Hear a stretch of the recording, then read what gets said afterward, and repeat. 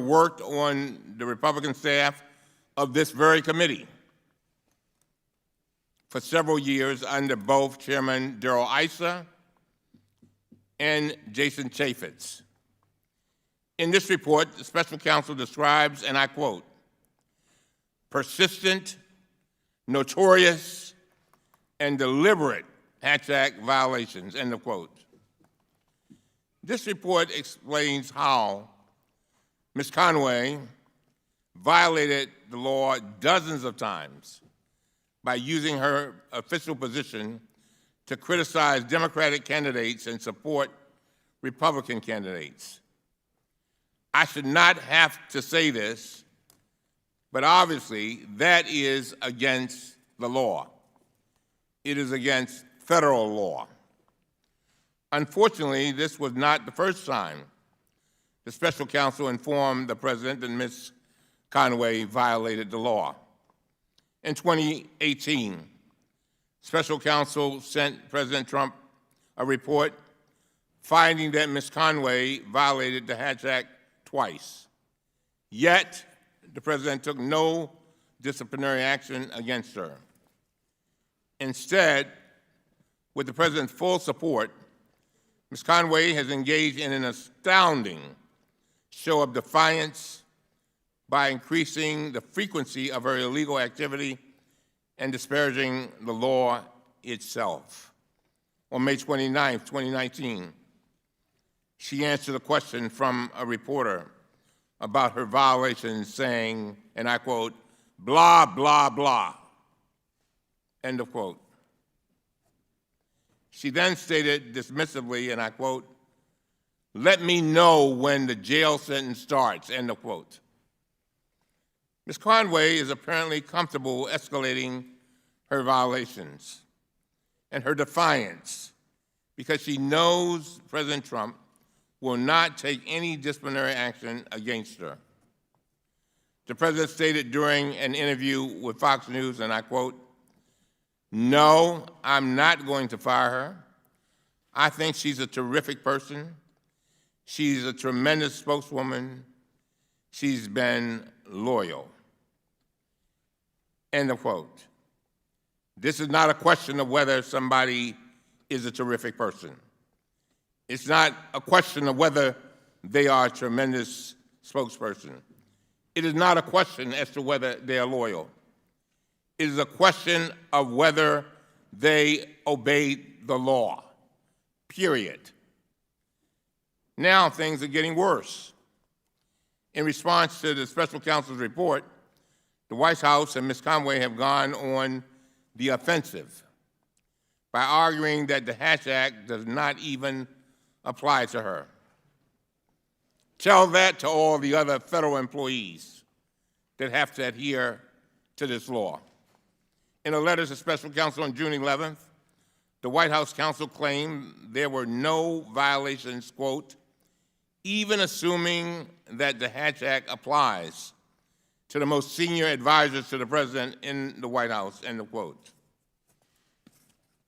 Similarly, Ms. Conway stated this week, quote, it is not even clear to us at the White House, according to the White House counsel, that the Hatch Act applies to assistants of the president, end of quote. Let me make this abundantly clear. The Hatch Act absolutely applies to Ms. Conway, period. It is written in black and white. We are the Committee on Jurisdiction over this law, and neither Congress nor the courts have ever suggested that the president's advisors are exempt. Finally, I want to address the White House's baseless, and they truly are baseless, arguments for refusing our request for Ms. Conway's testimony here today. They sent a letter to the committee on Monday arguing that Ms. Conway is, quote, absolutely immune, end of quote, from testifying. They claim that this principle has been, quote, consistently adhered to by administrations of both political parties, end of quote. Ladies and gentlemen, this is simply not true. Congress has never accepted the claim that White House advisors are absolutely immune. In fact, our committee has obtained public testimony from numerous White House officials while they served in the White House.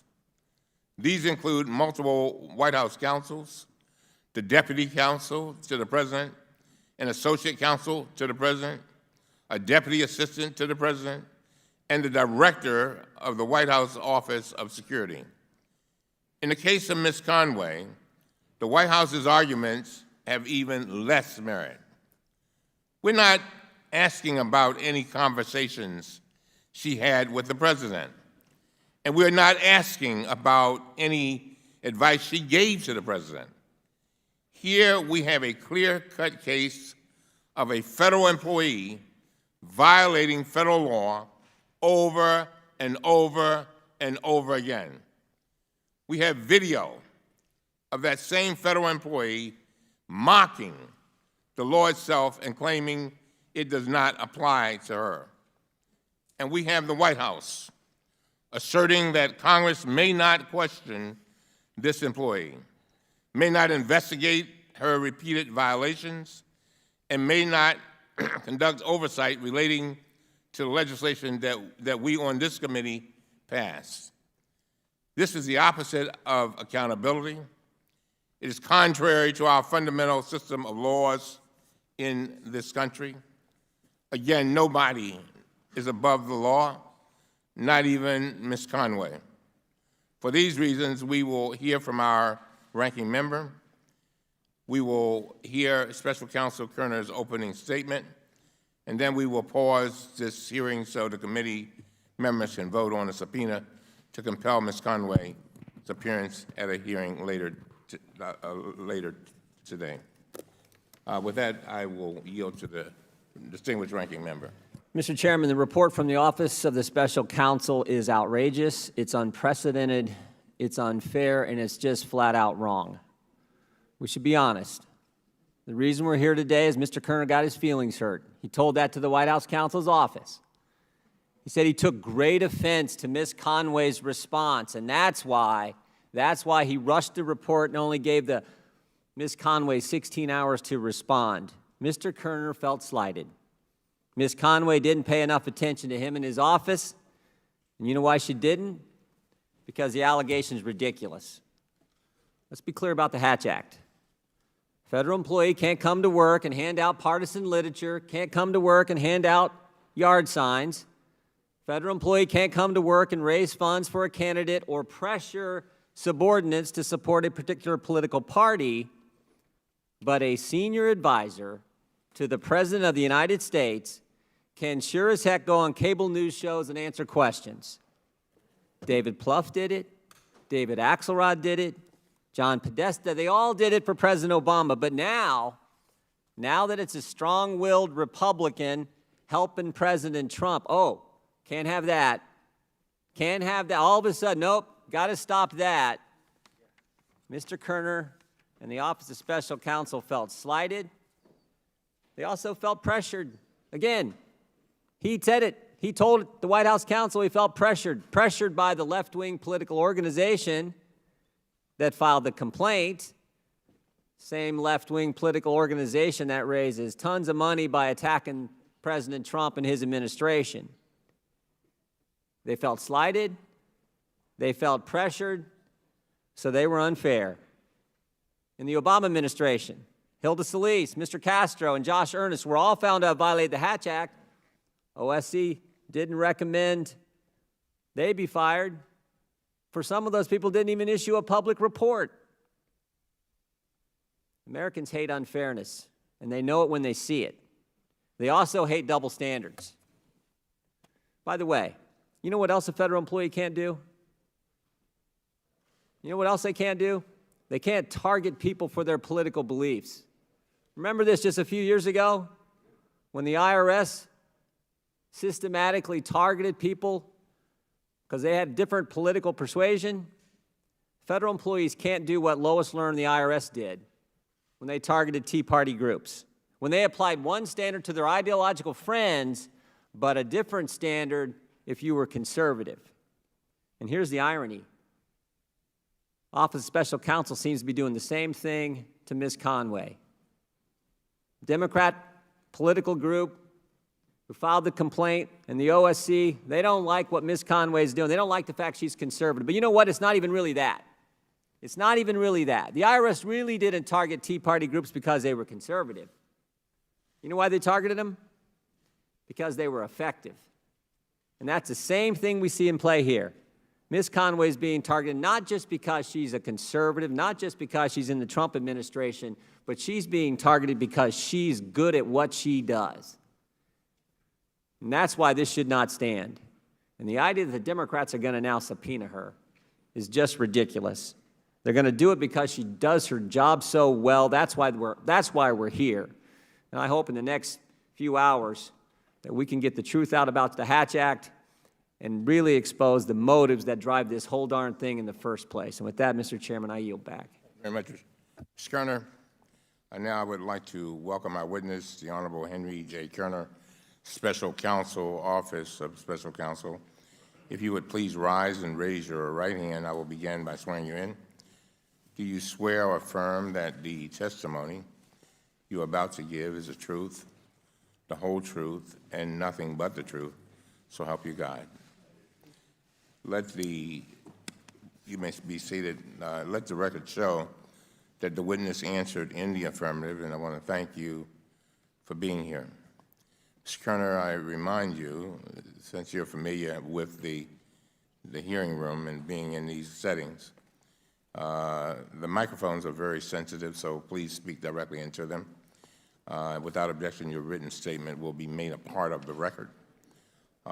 There's been a lot said by the ranking member, and I would hope that you would address some of those issues in your opening statement. If not, we will get to them in questions. With that, you're now recognized for 5 minutes. Thank you, Mr. Chairman. I have a prepared statement, but since the ranking member mentioned the IRS targeting scandal, I thought I'd point out that when I was working on the Senate side, we authored a 37-page report criticizing the IRS for targeting conservative groups and Tea Party groups. I was the author of that report, and we were very strong in making clear that that was unacceptable and that the IRS should not have targeted the conservative groups. No kidding. Absolutely. Do not interfere with the witness. Let him testify. No. He's talking. Got it. Sorry, I just wanted to make that clear. But otherwise, good morning, Mr. Chairman Cummings, also Ranking Member Jordan, and the members of the committee.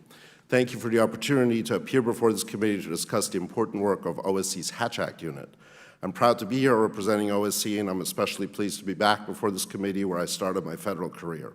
I came to work at what was then OGR because I wanted to make a difference, and I'm very proud of the work we did to hold government officials accountable all the way up to the Attorney General. While Republican staff are here on 2 separate occasions under Chairman Issa and Chaffetz, I learned 2 valuable lessons.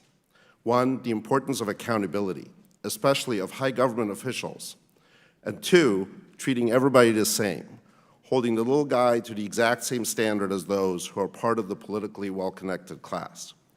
We cannot have 2 sets of rules. Instead, we need to have equal treatment under the law. And I've internalized those 2 lessons, and I've taken them with me to my new job at the Office of Special Counsel. Speaking of the Office of Special Counsel, I'm proud of the long-standing work of OSC to hold government officials at all levels accountable for violations of the Hatch Act. When President Trump appointed me to the position of Special Counsel, and I'm honored by that appointment, I accepted this job with the expectation and obligation that I would uphold the Constitution and faithfully discharge my duties in a fair and impartial manner. I knew from my 18 years as a prosecutor in Los Angeles that doing so would involve making hard calls. That leads me to our topic for the day, OSC's investigation into Kellyanne Conway's violations of the Hatch Act. I want to make it very clear at the outset that with respect to Ms. Conway's First Amendment rights, we in no way wish to assist anyone in silencing her speech. The President has stated publicly that he considers her an effective proponent of his policies, and we have no intent in depriving the President of that assistance. That said, over the past 1.5 years, OSC has received numerous separate Hatch Act complaints against Ms. Conway. As with all Hatch Act complaints that OSC receives, career Hatch Act unit attorneys conducted thorough and impartial investigations of her alleged political activity. On March 6, 2018, OSC issued a report to the President documenting multiple Hatch Act violations by Ms. Conway. Although Ms. Conway had the opportunity to respond to that report, she chose not to do so. The most recent report was the result of a months-long investigation that began with complaints about her Twitter activity back in December of last year and came to include a multitude of violations during her media appearances about which OSC has received complaints. Let me also be clear. The statements made by Ms. Conway that violated the Hatch Act were her political opinions. Ms. Conway was not talking only about facts during her media appearances in question. Instead, she pivoted, sometimes completely unprompted, to attacking the Democratic candidates personally, such as calling the entire field of Democratic candidates wood chips and calling Senator Booker tinny and sexist. Those statements are not facts. They are campaign rhetoric, and they are forbidden by the Hatch Act when she says them in her official capacity. During the recent investigation of Ms. Conway, OSC had substantial communication with the White House counsel's office. OSC repeatedly offered Ms. Conway the opportunity to come into compliance with the law. She refused to do so. In fact, the frequency of her Hatch Act violations only increased. This left us with no choice but to make the recommendation we made, which is that given the evidence of her clear, repeated, and knowing violations of the Hatch Act and her apparent unwillingness to come into compliance with the law, the only appropriate recommendation to the President under these circumstances was removal from office. I want to emphasize one more time that we did not make this recommendation lightly. But as Professor Jonathan Turley, a frequent witness on Capitol Hill and nationally recognized constitutional law scholar, wrote on his blog, Ms. Conway's behavior presented a, quote, direct and existential challenge to the Office of Special Counsel. They had to act in the face of such flagrant and repeated violations, end quote. So why do we even have a Hatch Act? We have a Hatch Act, which was passed in 1939, because its central purpose remains unchanged, to separate the nonpartisan governance of the country from partisan political campaigning. By maintaining the separation, the Hatch Act protects two groups, federal workers who are protected from the possibility that they could be ordered or pressured into taking part in partisan campaigns, and the American people. They're also protected because they know that their tax dollars are being spent on government and not on election campaigns they may or may not support. To achieve these worthy goals, the Hatch Act places certain limitations on the political activity of federal executive branch employees. Political activity as defined in the Hatch Act regulations is any activity directed toward the success or failure of a political party, partisan political group, or candidate for partisan political office. One of the Act's core restrictions prevents government employees from using their official authority or influence to interfere with or affect the results of an election. The Supreme Court has twice affirmed the Hatch Act's constitutionality as a permissible regulation of speech. In the later of the two rulings, the Supreme Court said the Hatch Act had struck a delicate balance between fair and effective government and the First Amendment rights of individual employees. As a former congressional staffer, I'm well aware of the restrictions placed on congressional staff and even members in regard to mixing political activity with one's official duties. And just like the Hatch Act, those restrictions play a crucial role in reassuring the American people that their government is working on their behalf, regardless of how they voted or which party or candidate they support. Now, some have questioned why the Hatch Act should apply to someone like Ms. Conway, who is a former campaign manager for President Trump and presently serves as one of his senior counselors. But as the conduct of past administration officials in similar positions, people like David Axelrod, Karl Rove, has shown, being an advisor does not inherently require Ms. Conway to leverage her official authority to attack candidates of the opposing party or otherwise engage in political activity as defined under the Act. Another example is the now departed press secretary, Sarah Huckabee Sanders, who deftly pivoted away from questions that were posed to her by the press corps about election issues. Ms. Conway's comments, by contrast, were indistinguishable from the partisan attacks that a campaign official would make. Ms. Conway's repeated personal attacks on multiple Democratic Party candidates, which Ms. Conway, by the way, is permitted to make as a private citizen, are wholly unrelated to the work of governing on behalf of the American people. Some have tried to argue that OSC is holding Ms. Conway to a higher standard and treating her more harshly than high-level officials of the Obama administration. The opposite is true. The career supervisor of OSC's Hatch Act unit not only are aware of, but investigated violations by Obama administration officials, and their recommendations are carefully calibrated on the severity of the violations based on precedent. For example, then HHS Secretary Kathleen Sebelius was found to have committed 2 Hatch Act violations at a single event, and in response acknowledged error and reimbursed the U.S. Treasury for all expenses associated with that event. Interestingly, at the time that OSC issued its report on Ms. Sebelius, some Republicans and outside conservative groups called for her removal. In contrast to Ms. Sebelius, Ms. Conway was found to have committed at least 10 separate Hatch Act violations, has expressed no remorse, and continues to express disdain for the law's long-standing restrictions. As stated in the report, Ms. Conway's conduct created an unprecedented challenge to OSC's ability to enforce the Hatch Act. Her conduct sent a false message to other federal employees that they need not abide by the Hatch Act or that senior officials are above the law. I'm here to emphatically say that that is not the case. In closing, just as I did when I worked for this esteemed committee, I will continue to work hard to hold federal employees accountable when they fall short of the standards that Congress has mandated. Accordingly, under my leadership, OSC will continue its distinguished history of enforcing the Hatch Act and preserving the distinction between governing and campaigning. Thank you, and I look forward to answering your questions. Thank you very much, Mr. Kerner. We look forward to engaging you in questions when we reconvene after we dispose of some committee business. The hearing will now stand in recess.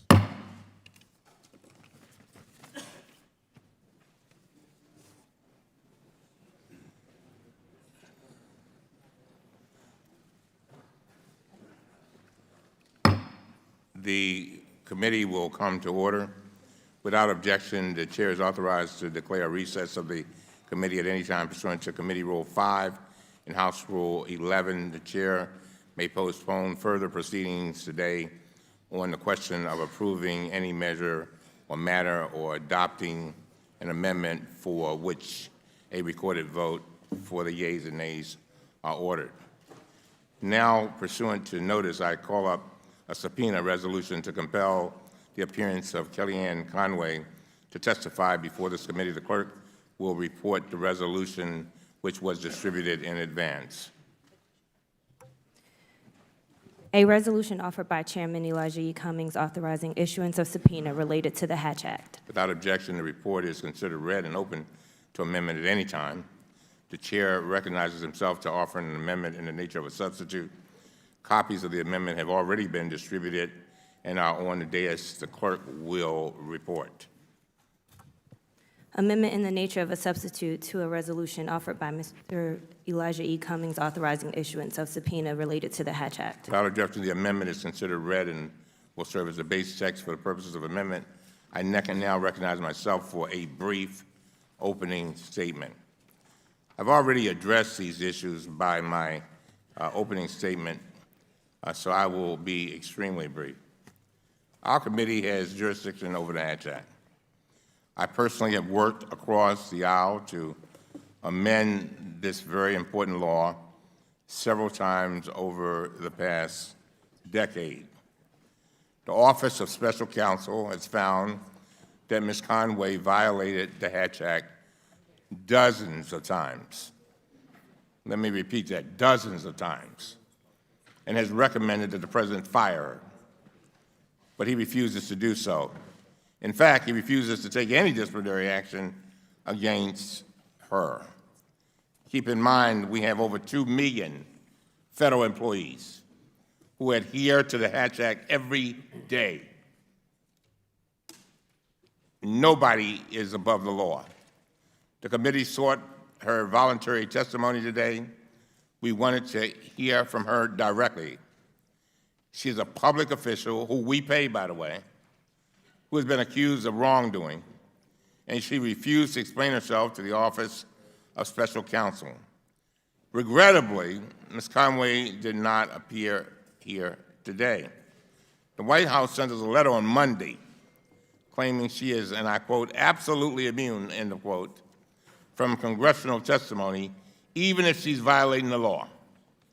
There's a long-standing precedent for White House aides to testify before this very committee. We've heard from multiple White House counsels, the Deputy Counsel to the President, an Associate Counsel to the President, a Deputy Assistant to the President, and the Director of the White House Office of Security. The American people demand that our public officials follow the law and be held accountable for their actions. Through this resolution, the committee demands answers and requires Ms. Conway to provide those answers under oath. I urge my members of the committee to vote for this resolution, and now I yield to the distinguished ranking member, Mr. Jordan. Mr. Meadows going first, I'll go later.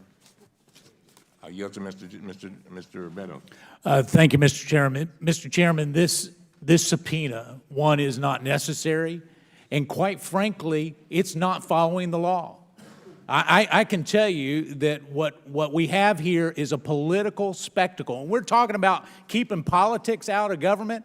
This subpoena is nothing more than a political spectacle, and we are better than this, Mr. Chairman. We are better than this. I can tell you, as we look at this particular Hatch Act violation, so-called Hatch Act violation, if you look at what the Hatch Act is all about, it's about protecting federal employees. We're not doing any of that here today. In fact, we're setting a dangerous course where we're going to bring in every federal employee that has a Hatch Act violation when we are going to go and put a subpoena and put them on trial right here before Congress. It is wrong, Mr. Chairman.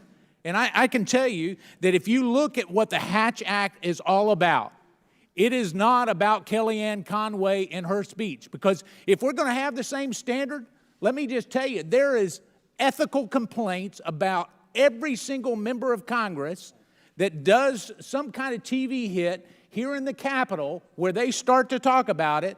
Mr. Swalwell, Mr. Schiff, if we're going to use the same standard, they are violating, indeed would be violating the very rules of this House. And I can tell you that as we start to look at this is a... gentleman yield? No, I will not yield. You'll have time in opposition. I'm sure that the chairman will allow you to do that. And here's what is troubling, Mr. Chairman. As we start to look at this subpoena, we have one standard for Kellyanne Conway and another standard for everybody else. And so if you're going to subpoena people, let's subpoena Samantha Powers. Let's make sure she comes in, because you know what I have? I've got emails on her official account where she was going after Donald Trump while she was working for our government, and indeed, at the same time, was unmasking individuals. So if we want to hold people accountable, let's do it with the same standard, because I don't think it's right to hold her to a different standard. Gentleman yield. I will to my friend. Let me be Not clear. to suggest the other person was not my friend. Yeah, thanks a whole heck of a lot, yeah. Mr. Meadows. Let me be clear. I think that we have gotten to a point, sadly, where disobeying the law is okay. But this is not reclaiming Yes, my it time. is. Reclaiming It my is. time. It is my time. Reclaiming my time. just I letting can you know. promise you that paragraph E gives a waiver. So I want to hear from Mr. Kerner. Who gets a waiver? Because you know what? When you go out and you state the fact, that is not political campaigning. She's not asking for contributions. She's not asking for anything other than, she's not even campaigning. She has a microphone stuck in her face, and she is responding. You've done the same thing, Mr. Chairman. And so I would just say, let's be careful about the standard we're about to hold. I'll yield to the gentleman from Ohio. This is one, this is one more example of the Democrats' obsession with going after this president. You got to go back. Remember how this committee started this Congress? Who was the first announced witness of the entire 116th Congress? Who was it? Michael Cohen. That is not true. Michael Cohen, the first announced witness, their first big hearing. Who do they bring in front of this committee? Who do they bring in front of the Congress? Who do they bring in front? A guy who is a convicted liar who sits in prison today. First big hearing. No, I'm not. It's my time. You're out of order. All right. Mr. Chairman, I got 2 minutes and 58 I'm seconds. going to hold it. Let's hold it real quick. Wait. Am I? Freeze this time. Freeze this time. No, I don't freeze my time. I'd have to yield my time to you, and I'm not doing that. Are you Go asking ahead. me to yield your time? I'm asking you to yield. I'll yield my time. It's at All right, 2:58. and I don't want to take anything away from you. I The reason appreciate that. the reason why you're hearing that is the first hearing was with regard to drugs. Remember? Not your first announced hearing. Insulin. You got to listen to what I said. Yeah, well, then don't be funny with the words. I'm not. I said exactly what I meant. But don't put it out there. There's things that are not accurate. It's not accurate. What are you saying? You act like the lady. Do you wish? It's my time, Mr. Chairman. Yeah, Do you wish that you hadn't announced Mr. Cohen as your first announced witness? Is that what you're saying?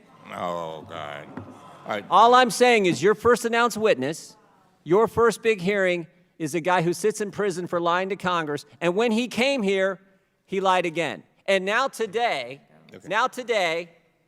the Democrats, instead of focusing on issues that matter to Americans, they want to focus on Kellyanne Conway's tweets. That's the obsession you have with going after this president. Mr. Meadows is right. In fact, I'll yield back time to Mr. Meadows. We got 2 minutes and 20 seconds. I thank the gentleman. Mr. Chairman, here is my concern. We are going down a downward spiral on something that does not have to happen. We've got Mr. Kerner here who is usurping the authority granted to OPM. Now, we've, in a bipartisan way, have been talking about OPM and the importance of OPM, and yet we're allowing this committee to usurp the authority of OPM. He doesn't even have the authority to write the guidance, and yet we're going to bring them in here for a subpoena. I tell you, I have studied this. You go back to 1939. You go back to the 1990s when they amended this bill the last time. Let me just tell you, it has nothing to do with what this hearing is about today. It has everything to do with not coercing federal employees, not giving them special treatment because they're of one party or another. This is a chilling effect on free speech. It is a direct attack on this president. It's a direct attack on Kellyanne Conway. And quite frankly, we're better than this, Mr. Chairman. We're better than this. And if you want to subpoena her, let's go ahead and add Samantha Powers to it. Because there are she did a Peter Strzok kind of back and forth, trashing this president. At the same time, she was unmasking those individuals so that they could be surveilled. That is not protected, and that should be addressed as well. And with that, I'll yield back. I yield to Mr. Lynch. Strike the last word. Thank you, Mr. Chairman. I think it's a good time for us to get back to the facts. Let's get back to the facts of what we're talking about, the behavior that we're addressing. All right, I'll start with right after the President was sworn into office on February 13th, former Director of the Office of Government Ethics, Walter Schaub, sent a letter to the White House recommending the President take disciplinary action against Kellyanne Conway. At that time, she was violating the federal ethics regulations that because she had, during an interview, started promoting Ivanka Trump's business line, her product line.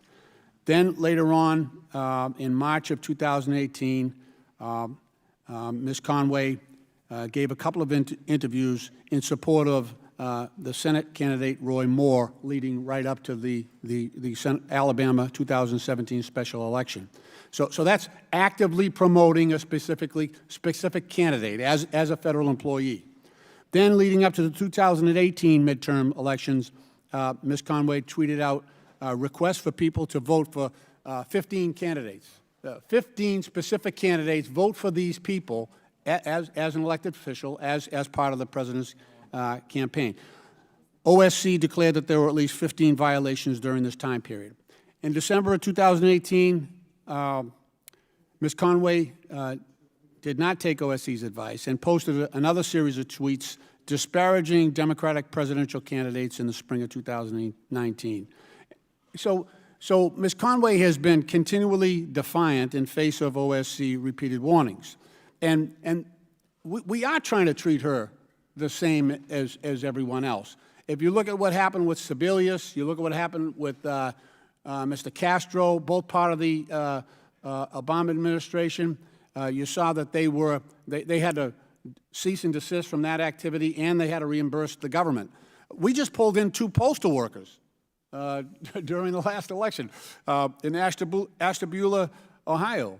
One of them was supporting Trump, one was supporting Clinton, but you can't do that. You can't do that actively in the workplace while you're on the payroll. So we penalize both of them, from different sides of the political spectrum. But this is about the rule of law. This is about the rule of law. Does the Hatch Act mean anything? Are we going to follow the rule of law, or are we going to just discard it? That's the core question here. And these are blatant and repeated examples. This is not a close case. I know there's a prevailing attitude, and I could suggest where it comes from, where some people in the administration don't believe that the law applies to them. And we see that repeatedly. And so Congress has a responsibility to conduct oversight. We have a request outstanding. Ms. Conway knew very well about it. She decided not to come. It's another slap in the face to the rule of law and to this body, of which you are part. Now, you can make excuses why you're not doing your job, but they're not good, they're not valid excuses. I'm talking to the whole committee. I'm talking to the whole committee. We have a responsibility to conduct oversight. Now, you can make an excuse and say it's not a valid subpoena or it's not necessary. Well, we asked her to come and she didn't come. And we've got repeated attempts by various parts of our government to get her to cease and desist from this activity, which is a violation of the law. So, if the gentleman would yield. Sure. We keep saying it's a violation of the law. Let me just tell you, Mr. Kern, if we're talking about tweets, I can promise you that's not a violation. I just read a litany. This is just a partial list. I don't have enough time to read it all. But if we're talking about, I'll reclaim my time. This is not a close case. This is not a close case at all. it should be.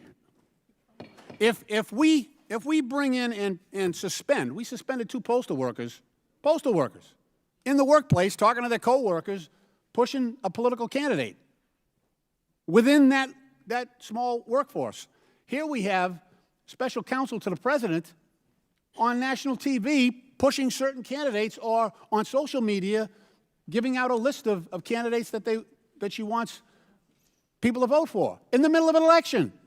Come on, this is not close. This is either we change the law or we abide by it and force people to comply with it. Those are our choices. I yield back.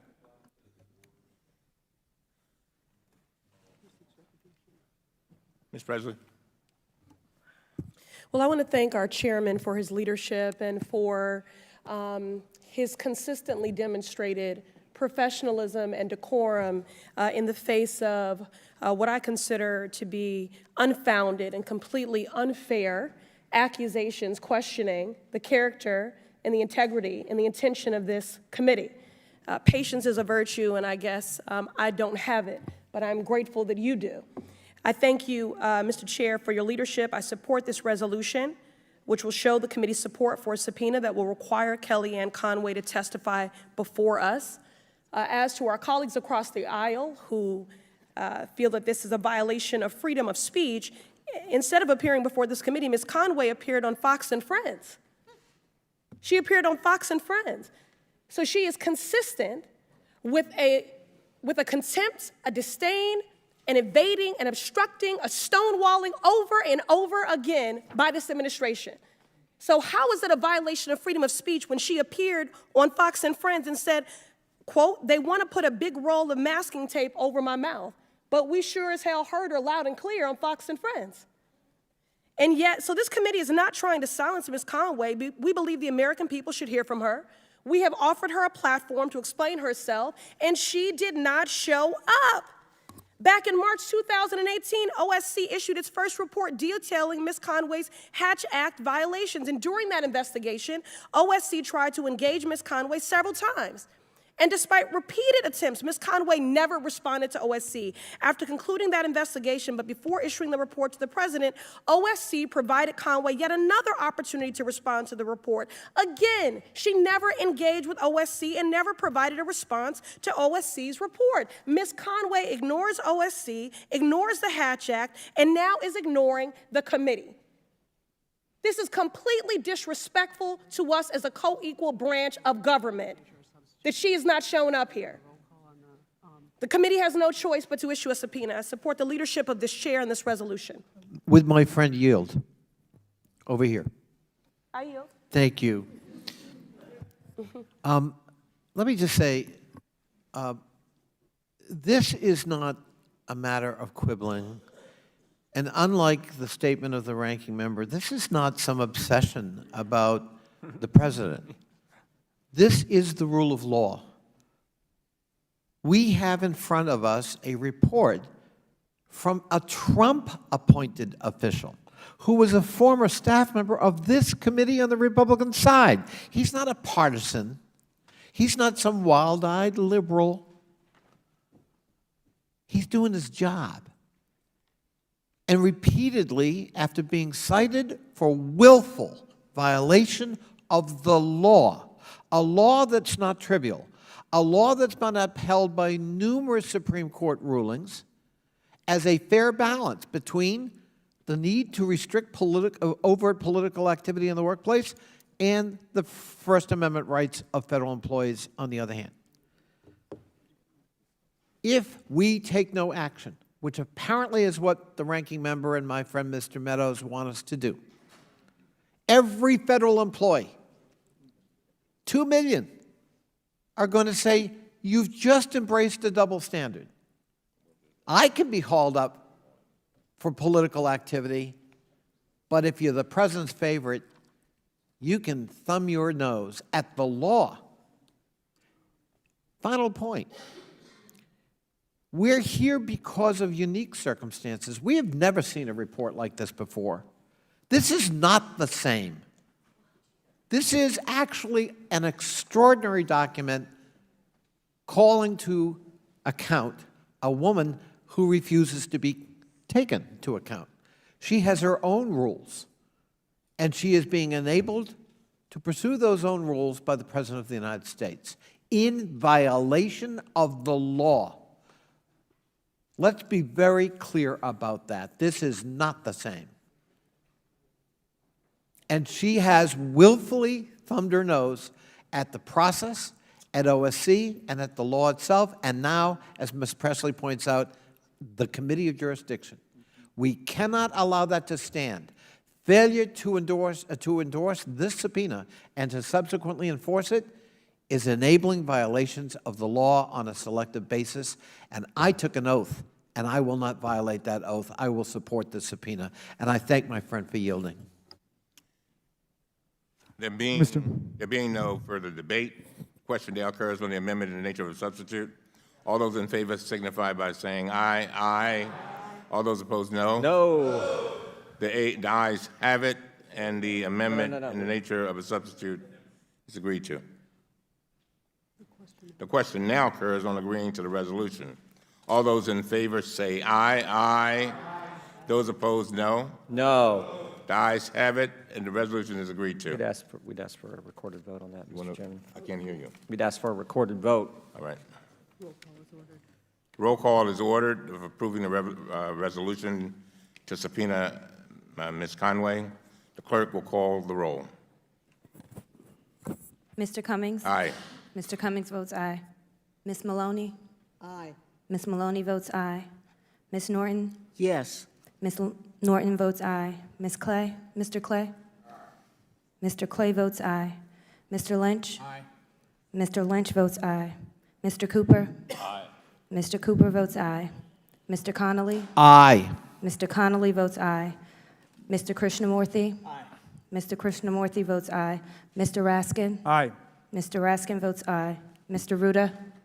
Mr. Ruda votes aye. Ms. Hill? Ms. Hill votes aye. Ms. Wasserman Schultz? Ms. Wasserman Schultz votes aye. Mr. Sarbanes? Mr. Sarbanes votes aye. Mr. Welch? Mr. Welch votes aye. Ms. Spear? Ms. Spear votes aye. Ms. Kelly? Ms. Kelly votes aye. Mr. DeSaulnier? Mr. DeSaulnier votes aye. Ms. Lawrence? Ms. Lawrence votes aye. Ms. Plaskett?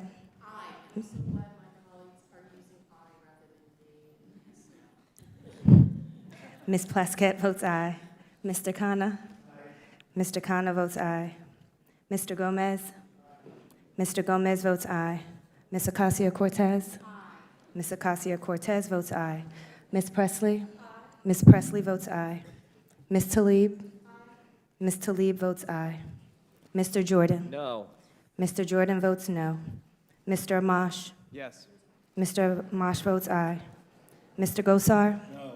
Mr. Gosar votes no. Ms. Fox? Mr. Massey? No. Mr. Massey votes no. Mr. Meadows? No. Mr. Meadows votes no. Mr. Heiss? Mr. Grothman? Mr. Grothman votes no. Mr. Comer?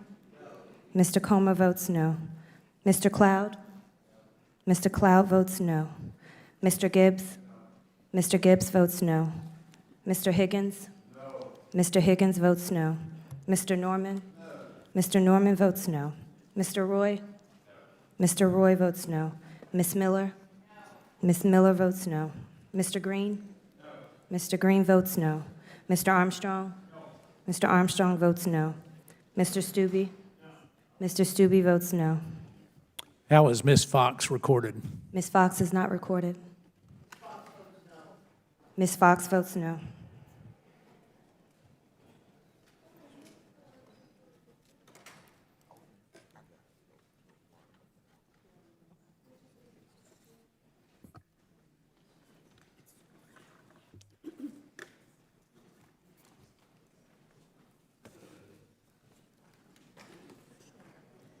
Is there any member wishing to vote or wishing to change a vote?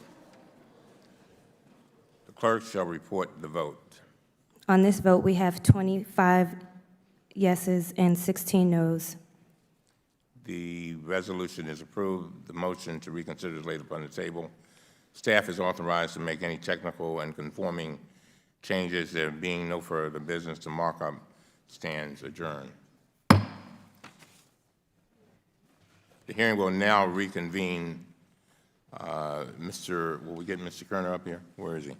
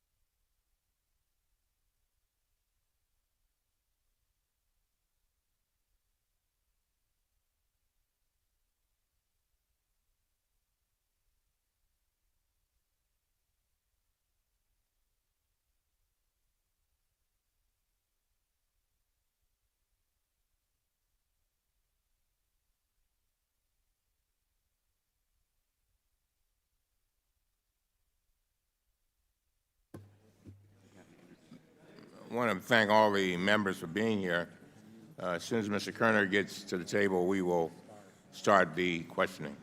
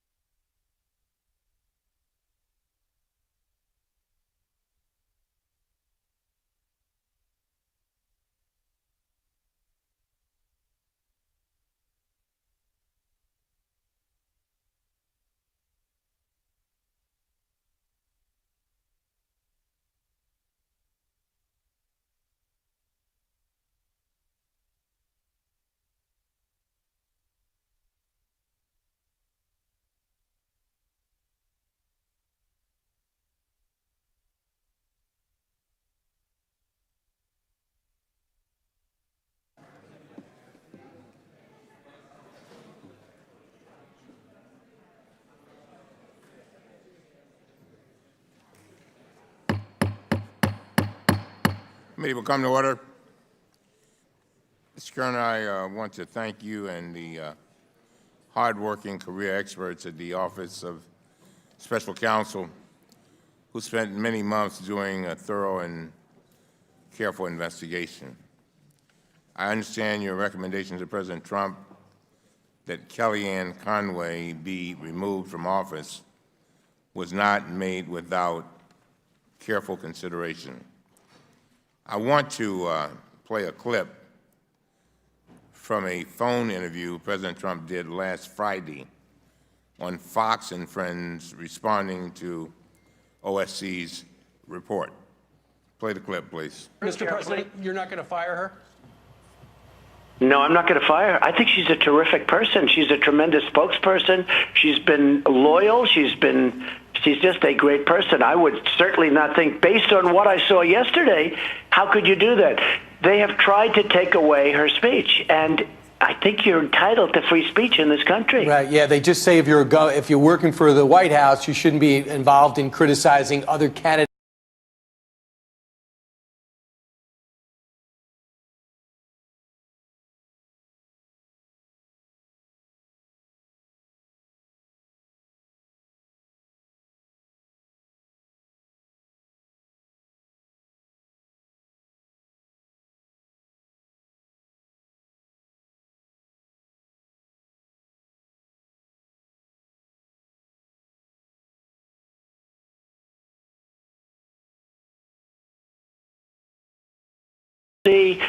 But it seems to me to be very unfair. It's called freedom of speech. What message does the President's refusal to fire Ms. Conway send to the over 2 million people in our federal workforce? Thank you, Mr. Chairman. From our perspective, we follow the statute. We try to apply the law to the facts to the law. And under the law, we issue the report with a recommendation to the President. It is the prerogative of the President then to decide what discipline, if any, to impose. That's his choice. We respect his choice, and the President obviously decided to do what he does, and that's consistent with the statute. Now, the Hatch Act was intended to provide the American people with confidence that the government is using tax dollars for the public good and not to influence or fund a political campaign. Is that a fair statement? Yes. If a career civil servant violates the Hatch Act, the Office of Special Counsel can bring an action to discipline the employee before the Merit Systems Protection Board. OSC does not have the authority, however, to discipline political appointees. Is that correct? Yes, that's correct. For political appointees, however, OSC can write a report and make a recommendation of discipline, but ultimately it's up to the President. Correct. On March 6, 2018, you sent President Trump a report that found that Ms. Conway violated the Hatch Act on 2 occasions and that she knew she was breaking the law. Did the President ever send you a response to your report?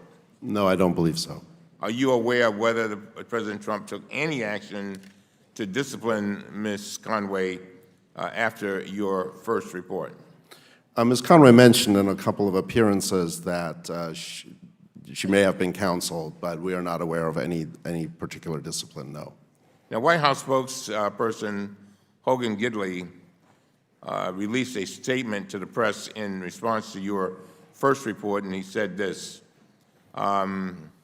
Kellyanne Conway, and I quote, did not advocate for or against the election of any particular candidate. She simply expressed the President's obvious position that he had people in the House and Senate who support his agenda, end of quote. Was that kind of response, was that the kind of response you would expect to see in the White House if the White House was taking your report seriously? Well, we've had conversations with the White House, and we obviously try to work with the White House in order to make sure that the Hatch Act is complied with. And so our hope is that we will continue to be able to get the White House to to agree to comply with the Hatch Act's prohibitions. On June 13, 2019, OSC released another report that found that Ms. Conway broke the law dozens of times. You recommended to the president that he fire her, and I'm sure that was not a decision you took lightly. Why did you recommend that the president fire Ms. Conway? Because that's a pretty stiff penalty. Would you agree? Yes, sir. That's the harshest penalty, obviously, in a civil case like this. We did not take that lightly. It was based on the recommendation of the career folks who prepared the report. It's consistent with MSPB, Merit System Protection Board precedent, and it's based on the fact that we've never had a repeat offender. We've never had anyone we've had to write 2 reports to the president to. We've never had a situation where there were so many violations, and then ultimately she made a comment that seemed to suggest that she didn't feel she was bound by the Hatch Act. So there's no way to stay in federal employment while she doesn't feel she's obligated to abide by this law. I wonder if you've got, again, these 2 million federal employees, and I'm sure these cases do come up, and where they may have 1 violation. I mean, you know, we talk about fairness. I mean, if a person got 1 or 2 violations, here we have somebody who's got 25 alleged violations, and basically nothing happens. What does that say to them? I mean, is that fair? Well, Mr. Chairman, I think from OSC's perspective, we try to apply the law as fairly as we can. To emphasize what I said in my opener, we're going to treat the well-connected the same as the little guy. We're going to have 1 standard. We're not going to have a 2-tier Hatch Act enforcement system. Obviously, cases with ordinary federal workers go to the board. The board sometimes also imposes punishment that may differ from what we recommend. So sometimes that's simply imposing discipline is not something OSC does, but we are going to bring cases fairly and equally, and that's what we've done here. If she was just a regular civil servant, do you think she would have been disciplined? The professionals who work for me, who've been doing this for just about 40 years, have said that if this were an MSPB case, removal would be the very likely outcome. Very well. Mr. Amash. Thank you, Mr. Chairman. I yield to the gentleman from North Dakota, Mr. Armstrong. Thank you. Mr. Chairman, I think it's important to note at the outset that while the Hatch Act does not apply to members of Congress, and it's always interesting to hear from my friends on the other side about the blending of political and official when every day we see examples of elected officials using their current positions to propel their presidential campaign messages. Having looked through the materials in preparation for this hearing, I can't help but feel that the Office of Special Counsel's interpretation of the Hatch Act means that President Trump's top advisors must subscribe to the legal and political fiction that you can decouple an opponent's presidential campaign from their current elected position. And my concern with the OSC's interpretation of the Hatch Act at least appears to be bipartisan. Chairman Cummings even sent a letter to OSC on December 7th of last year, and here's a direct statement. OSC's guidance is wrong. There is no limit that criticizing a policy of a sitting president or any other politician is a violation of the Hatch Act. Apparently that applies unless you're an advisor to this president. But all that aside, President Trump's advisors are going to continue to act as his surrogates. So going forward, maybe this hearing can help us understand what a senior counselor to the president is allowed to say on TV or social media without personally offending Mr. Kerner or anybody else in the OSC's office. So if we're talking about a sitting senator and we're talking about Medicare for all, I mean, is it okay to say, I hope Bernie Sanders' Medicare for all proposal is purely campaign rhetoric? Because if he were to introduce a Senate bill which actually provided a $32 trillion pay for, people would have to give up the coverage they trust and taxpayers would be on the hook for trillions of dollars. Is that an okay statement? I'm not in a position to judge a statement like that. The way our OSC works is we get complaints about statements. There's an investigation open and started, and we don't just give it. So what if Senator Warner roll as senator, and I'm sure that her presidential candidacy is purely coincidental, plans to cancel student loan debt for 95% of borrowers? Bribing people to vote for you for president is a bad way to legislate as a senator. What if an advisor was to ask about the status of the NDAA with several of the Senate Democrats campaigning for president instead of being present to support our military? Could an advisor say, Senator Gillibrand, Harris, Warren, Sanders, Bennett, Booker, and Klobuchar should get off the presidential campaign trail and back into the Senate to complete the NDAA? Instead, the Senate minority leader is asking for a full stop in the Senate until the Democratic primary is complete. What if an advisor makes an obvious statement, an obvious connection between a policy proposal and a possible political motivation? Is the advisor allowed to highlight the intention of the lawmaker? Senator Ayers has introduced a new tax credit for renters. I'm sure introducing legislation that gives more free stuff to more people has nothing to do with her presidential campaign. What about it if an advisor weighs in on a current U.S. Senator's campaign position on abortion? Can an advisor say Senator Gillibrand compared pro-life views with racism? This represents a morally vacant position not fitting of a United States senator? Even further, what if a senator claims to support something while running for office but refuses to actually introduce a bill? Can the president's advisor comment on how the sitting senator is acting in a political and not governmental capacity?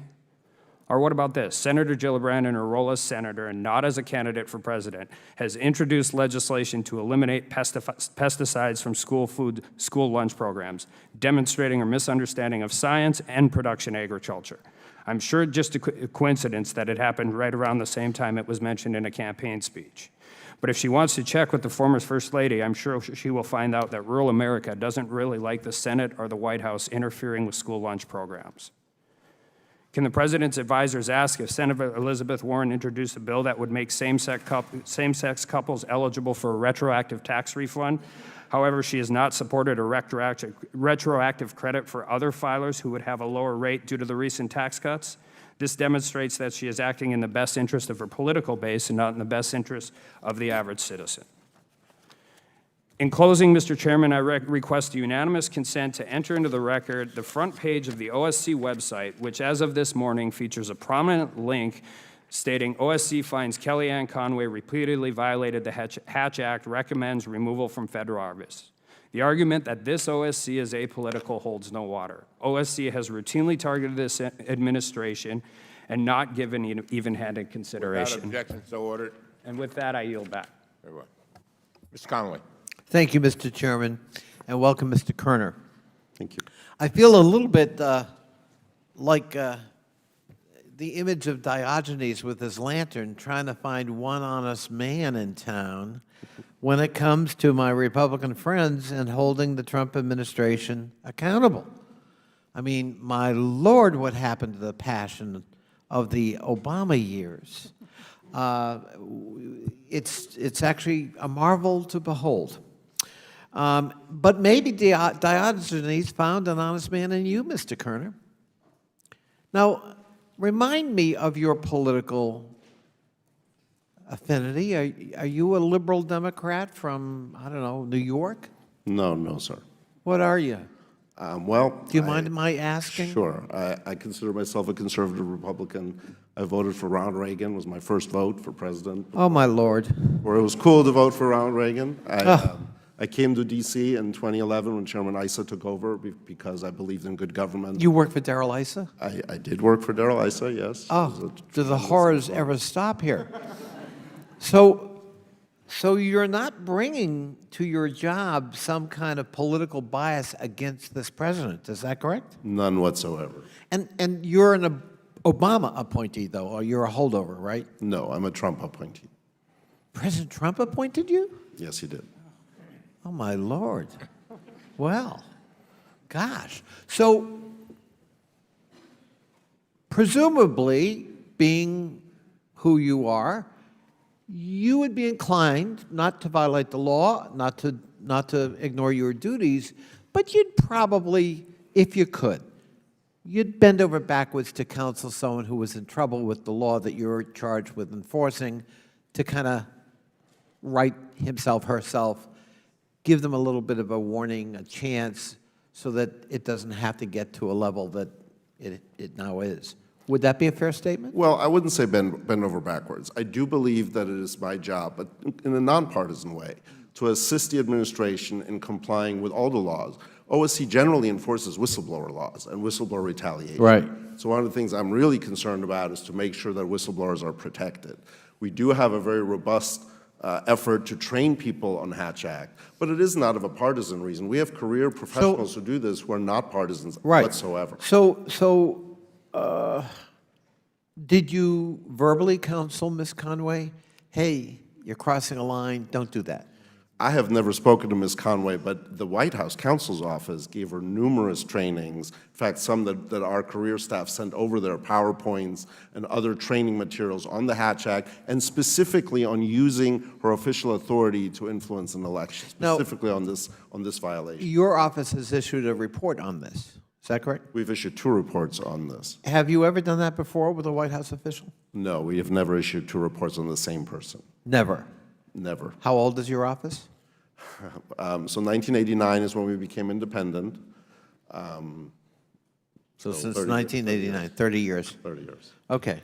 And have you received a response to those reports from the subject in question, Ms. Conway? Ms. Conway never responded, no. Never responded. No. In the past, the ranking member was comparing this case to Axelrod and Plouffe and Castro and Sebelius. Did those people respond to chastisements by your office, verbal or there hasn't been a written report like that? Right. I don't know if they respond. I wasn't there, and obviously that would go to the professionals. We have your testimony earlier that, in fact, one of those people not only responded, she issued a mea culpa and reimbursed the government for expenses associated with the unfavorable act. That's correct. Secretary Sebelius reimbursed the Treasury. In sharp contrast to the case in point. Correct. Could this problem be solved if Ms. Conway simply moved to the campaign? Absolutely. And was she counseled, do you know, or advised to do that? We have definitely suggested solutions, not just for moving to the campaign, but also how to come into compliance with her Twitter feed and how to stay within the rules on her media appearances. And this is a matter of law. Correct. And she's in violation of the law. That's correct. And you've definitively determined that. That's correct. And has the White House counsel been so informed? Yes. And what is the reaction of the White House counsel? Well, they sent us an 11-page letter that disputed our findings. I see. Well, final thing, if I may. Are you concerned about the impact of this defiance of the law on the 2+ million federal employees who fall within the penumbra of the Hatch Act? I think it's very important to let the federal workforce know that OSC is going to treat everybody equally, that we're not going to have a 2-tier Hatch Act enforcement system, and that we're going to do everything in our power to treat everybody the same, no matter how well connected they may or may not be. Thank you very much for your honesty, Mr. Kerner, and I yield back. Thank you, sir. Mr. Roy. I thank the chairman. Really thank the witness for being here today, appearing before the committee. I would suggest to my colleague on the other side of the aisle, he must not be saying, when he's saying that he's seeking one honest man, that everyone on this side of the aisle is somehow dishonest. I know that can't be the case, particularly when some of us have broken ranks, for example, offering and asking for a subpoena with respect to child separation policies. But to suggest that we're somehow dishonest by saying you're seeking to find one honest man because we believe that this is a charade and a waste of the time of the American people, I think that is a questionable direction to go. And with respect to the Obama years, I would just raise that it would be awfully nice if my colleagues on the other side would recognize the president sent up a request for $762.8 million for ICE when the problem that we had at our border was nothing like it is today. And yet my colleagues on the other side of the aisle refuse to recognize that. Mr. Kerner, on your office's official website, it says that Congress enacted the Hatch Act to ensure that federal programs are administered in a nonpartisan fashion to protect federal employees from political coercion in the workplace and to ensure that federal employees are advanced based on merit and not based on political affiliation. Is that right? That's correct. Would you agree that arguably President Trump chose Ms. Conway to be one of his top advisors based on her partisan political affiliation? That he chose her because of that? Right, because she's a partisan, because she worked for him. I think he's made it clear he chose her because he feels she's an effective advocate for his policies. But it should not come as a surprise that Ms. Conway's advocated for her boss's policies and against the policies of Democrats, whether they're candidates or in office, correct? Yes. So you would agree that the original intent of the Hatch Act was not to keep White House advisors from advocating for their boss's policies or in defense of the president's positions as compared to others criticizing them? I would not agree with that. I think the Hatch Act only exempts two people, the president and the vice president, from its reach, and so Ms. Conway is bound by it. But you're saying that it would prevent the White House advisors from advocating on behalf of their boss's policies? No, she's entitled to advocate on behalf of his policies. She's not allowed to use her official authority to inject herself in campaign activity. But in defense of the president's positions as compared to others criticizing them, can she defend the president's positions? Yes. Okay. And with respect to the idea of a double standard, is it not true that there are two categories of employees, restricted and less restricted?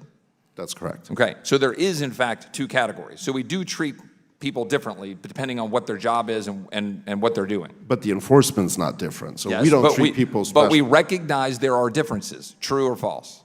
There are differences. The statute does recognize that. That's correct. Correct. Thank you. There's a significant gap, in my opinion, between OSC's own directives regarding political activity and how it's handling the conduct during office's investigation into Ms. Conway. If OSC claims that certain forms of political speech are permissible under the Hatch Act, where do we draw the line? Let's look at a hypothetical. Can Ms. Conway explain why open borders policy is a bad policy?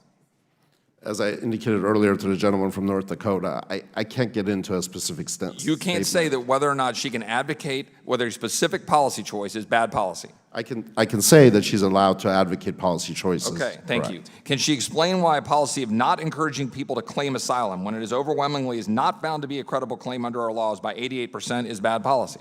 She can certainly talk about policies. That's correct. Can she explain why Democrat legislation that fails to take meaningful steps to solve the border crisis, offered up while criticizing the people charged with guarding our border in a cynical political game, exploiting the tragedy of migrants dying, while those very same Democrats who denied the crisis refuse to address it and then act like they are the heroes for throwing money at it with no plan at all to deal with it? Can she explain why that is flawed legislation?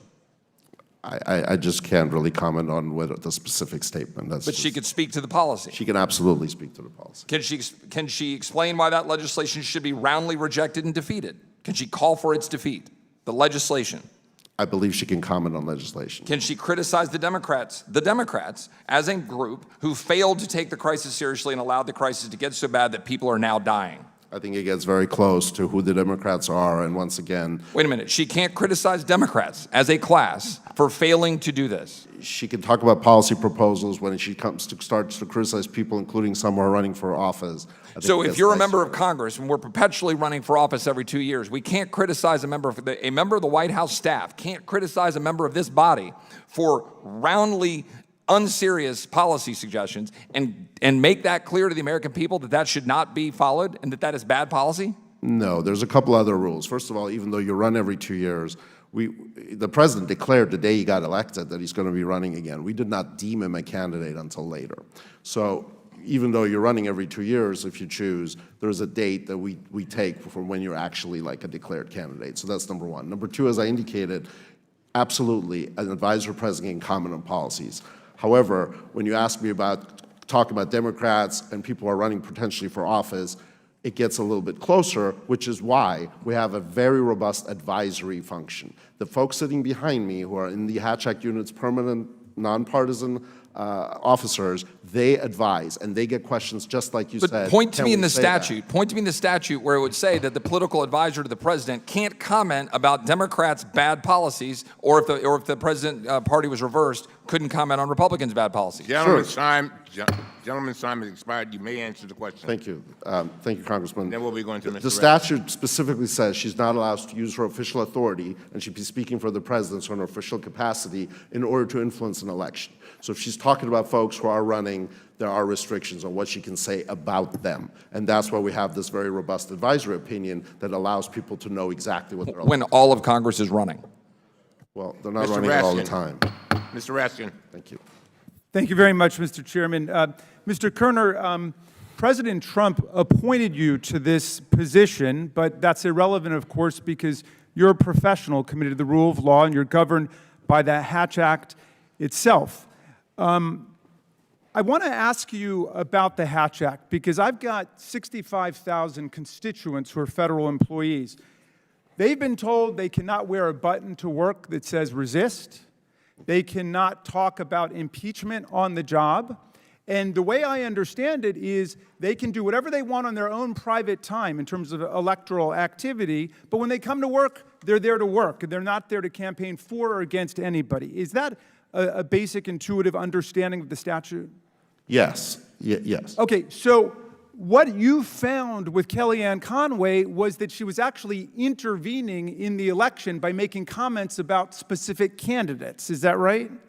And in her official capacity, yes. She's allowed to say whatever she wants on the weekend and the evening, but as long as the American taxpayers are paying her salary, Congress has said, and the Supreme Court has affirmed this, she can't go and inject herself into political campaigns. Is that right? That's correct. Okay, but in January 2018, you started an investigation of Ms. Conway for making partisan statements strongly supporting Republican U.S. Senate candidate and accused child molester Roy Moore in the Alabama special election. You sent her interrogatories to get her side of the story, why she should be able to intervene in that campaign using her official capacity. And what did she say in response to that? We received no response. She never responded? She did not respond. Okay, you sent President Trump a report finding that Ms. Conway's media advocacy for Roy Moore violated the Hatch Act. Did you give her an opportunity to respond to that report before you released it? Yes, we did. And did she respond? She did not. Did President Trump respond in any way to discipline this employee when tens of thousands of my employees have been told they can't even wear a button to work that says resist, which is a word in the English language, right? Did President Trump respond to you? We did not get a response, no. Okay, in December of last year, you sent Ms. Conway a letter explaining she could not use the same Twitter account for official government business and then use it to disparage Democratic Republicans and support Republican candidates like her beloved Roy Moore in Alabama. That letter gave Ms. Conway simple recommendations to come into compliance with the law, to say, here's how you separate what's your official business that you're paid for by the American people and your partisan political activity. How did she respond to that letter? We received no response. Okay, so for 18 months, you've engaged in perhaps 8, 10, 12 different attempts to get her to respond. Did she ever once respond to you? She did not. I do want to clarify one thing. We did have conversations with the White House counsel's office.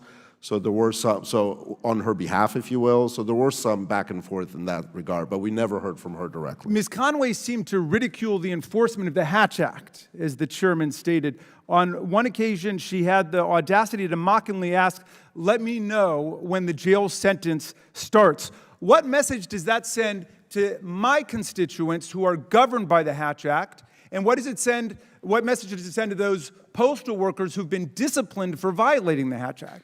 I thought those comments were very unfortunate. Does it send the message that there's one standard that applies to people who are in President Trump's favor and a different standard that applies to millions of federal employees who are subject to the requirements of the Hatch Act?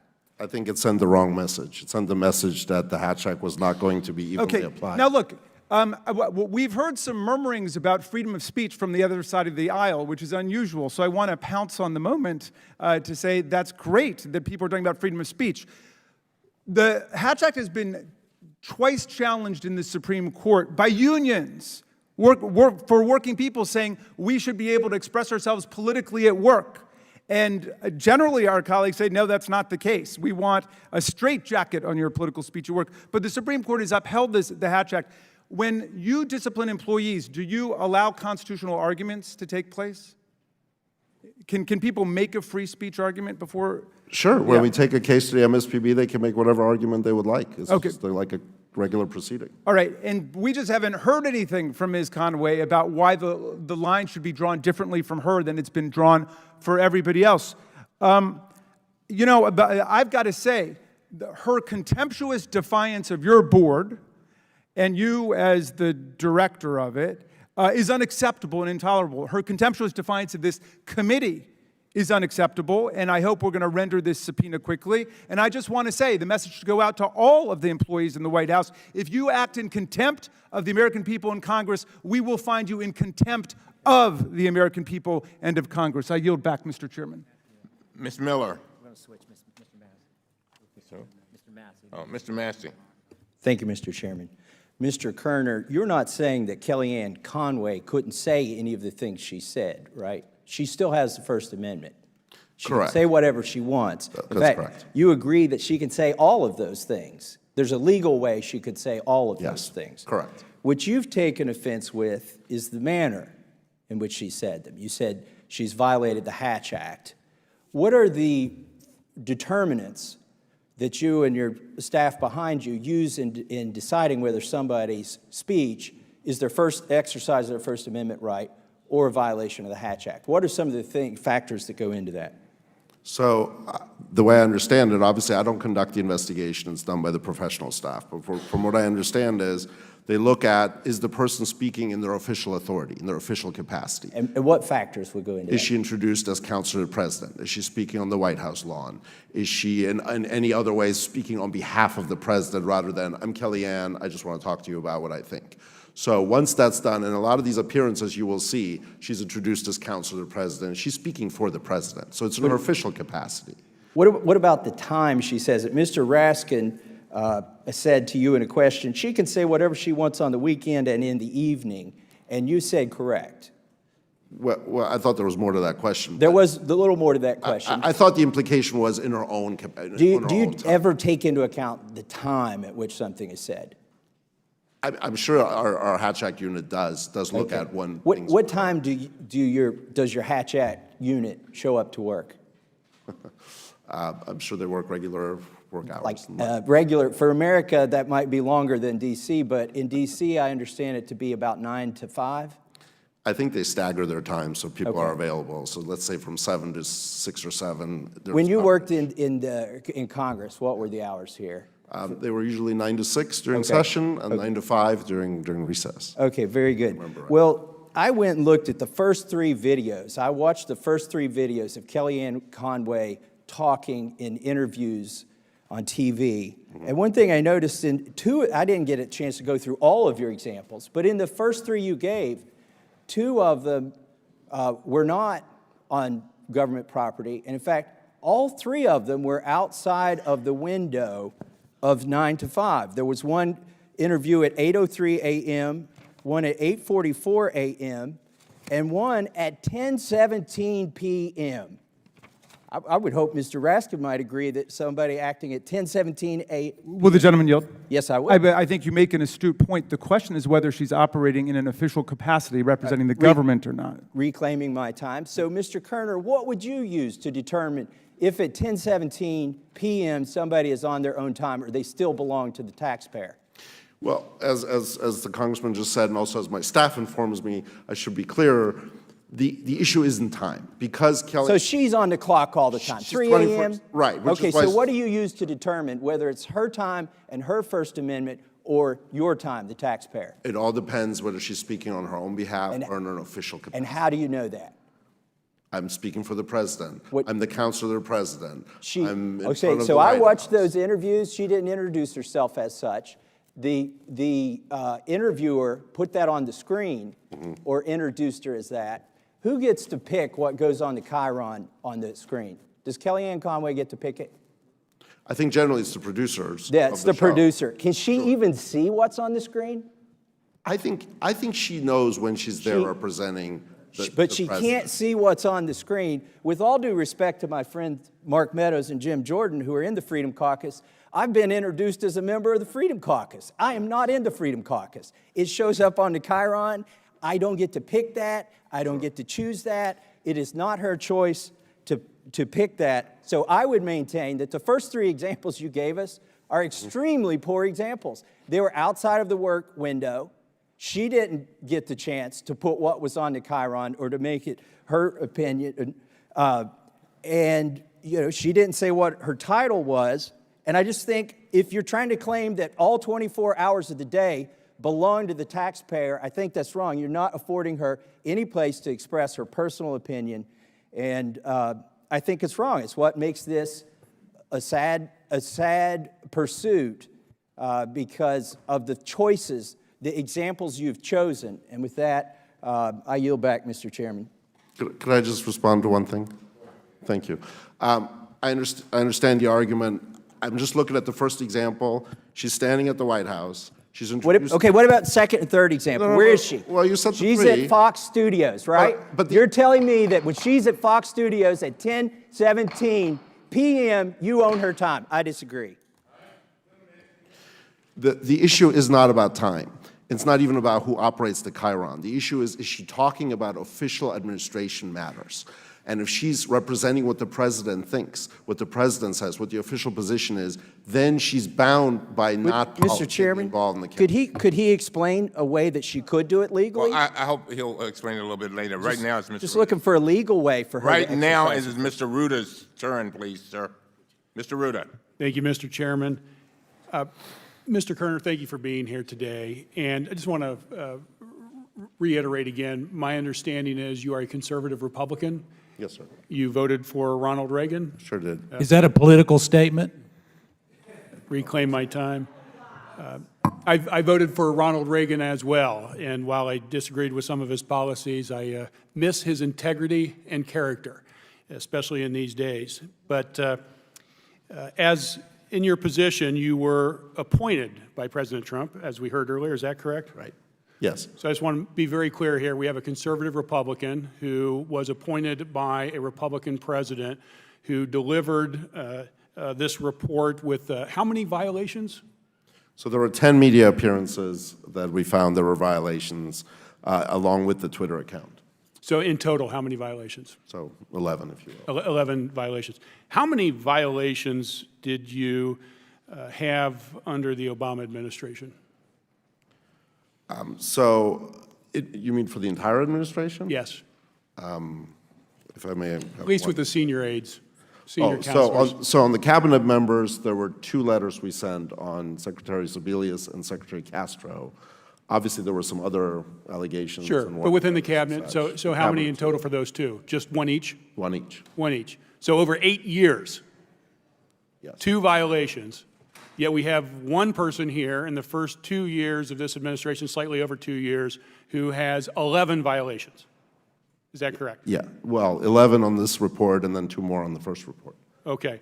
And in an effort to get her to take action to rectify these mistakes, these violations, or these purposeful violations, she has not responded. She has not agreed to stop. In fact, we've heard testimony just the opposite. She's basically making it very clear that she doesn't care what you think in this report. Is that correct? I think that's fair. So we talk about double standards and hypocrisy. I believe that's what the ranking member said earlier.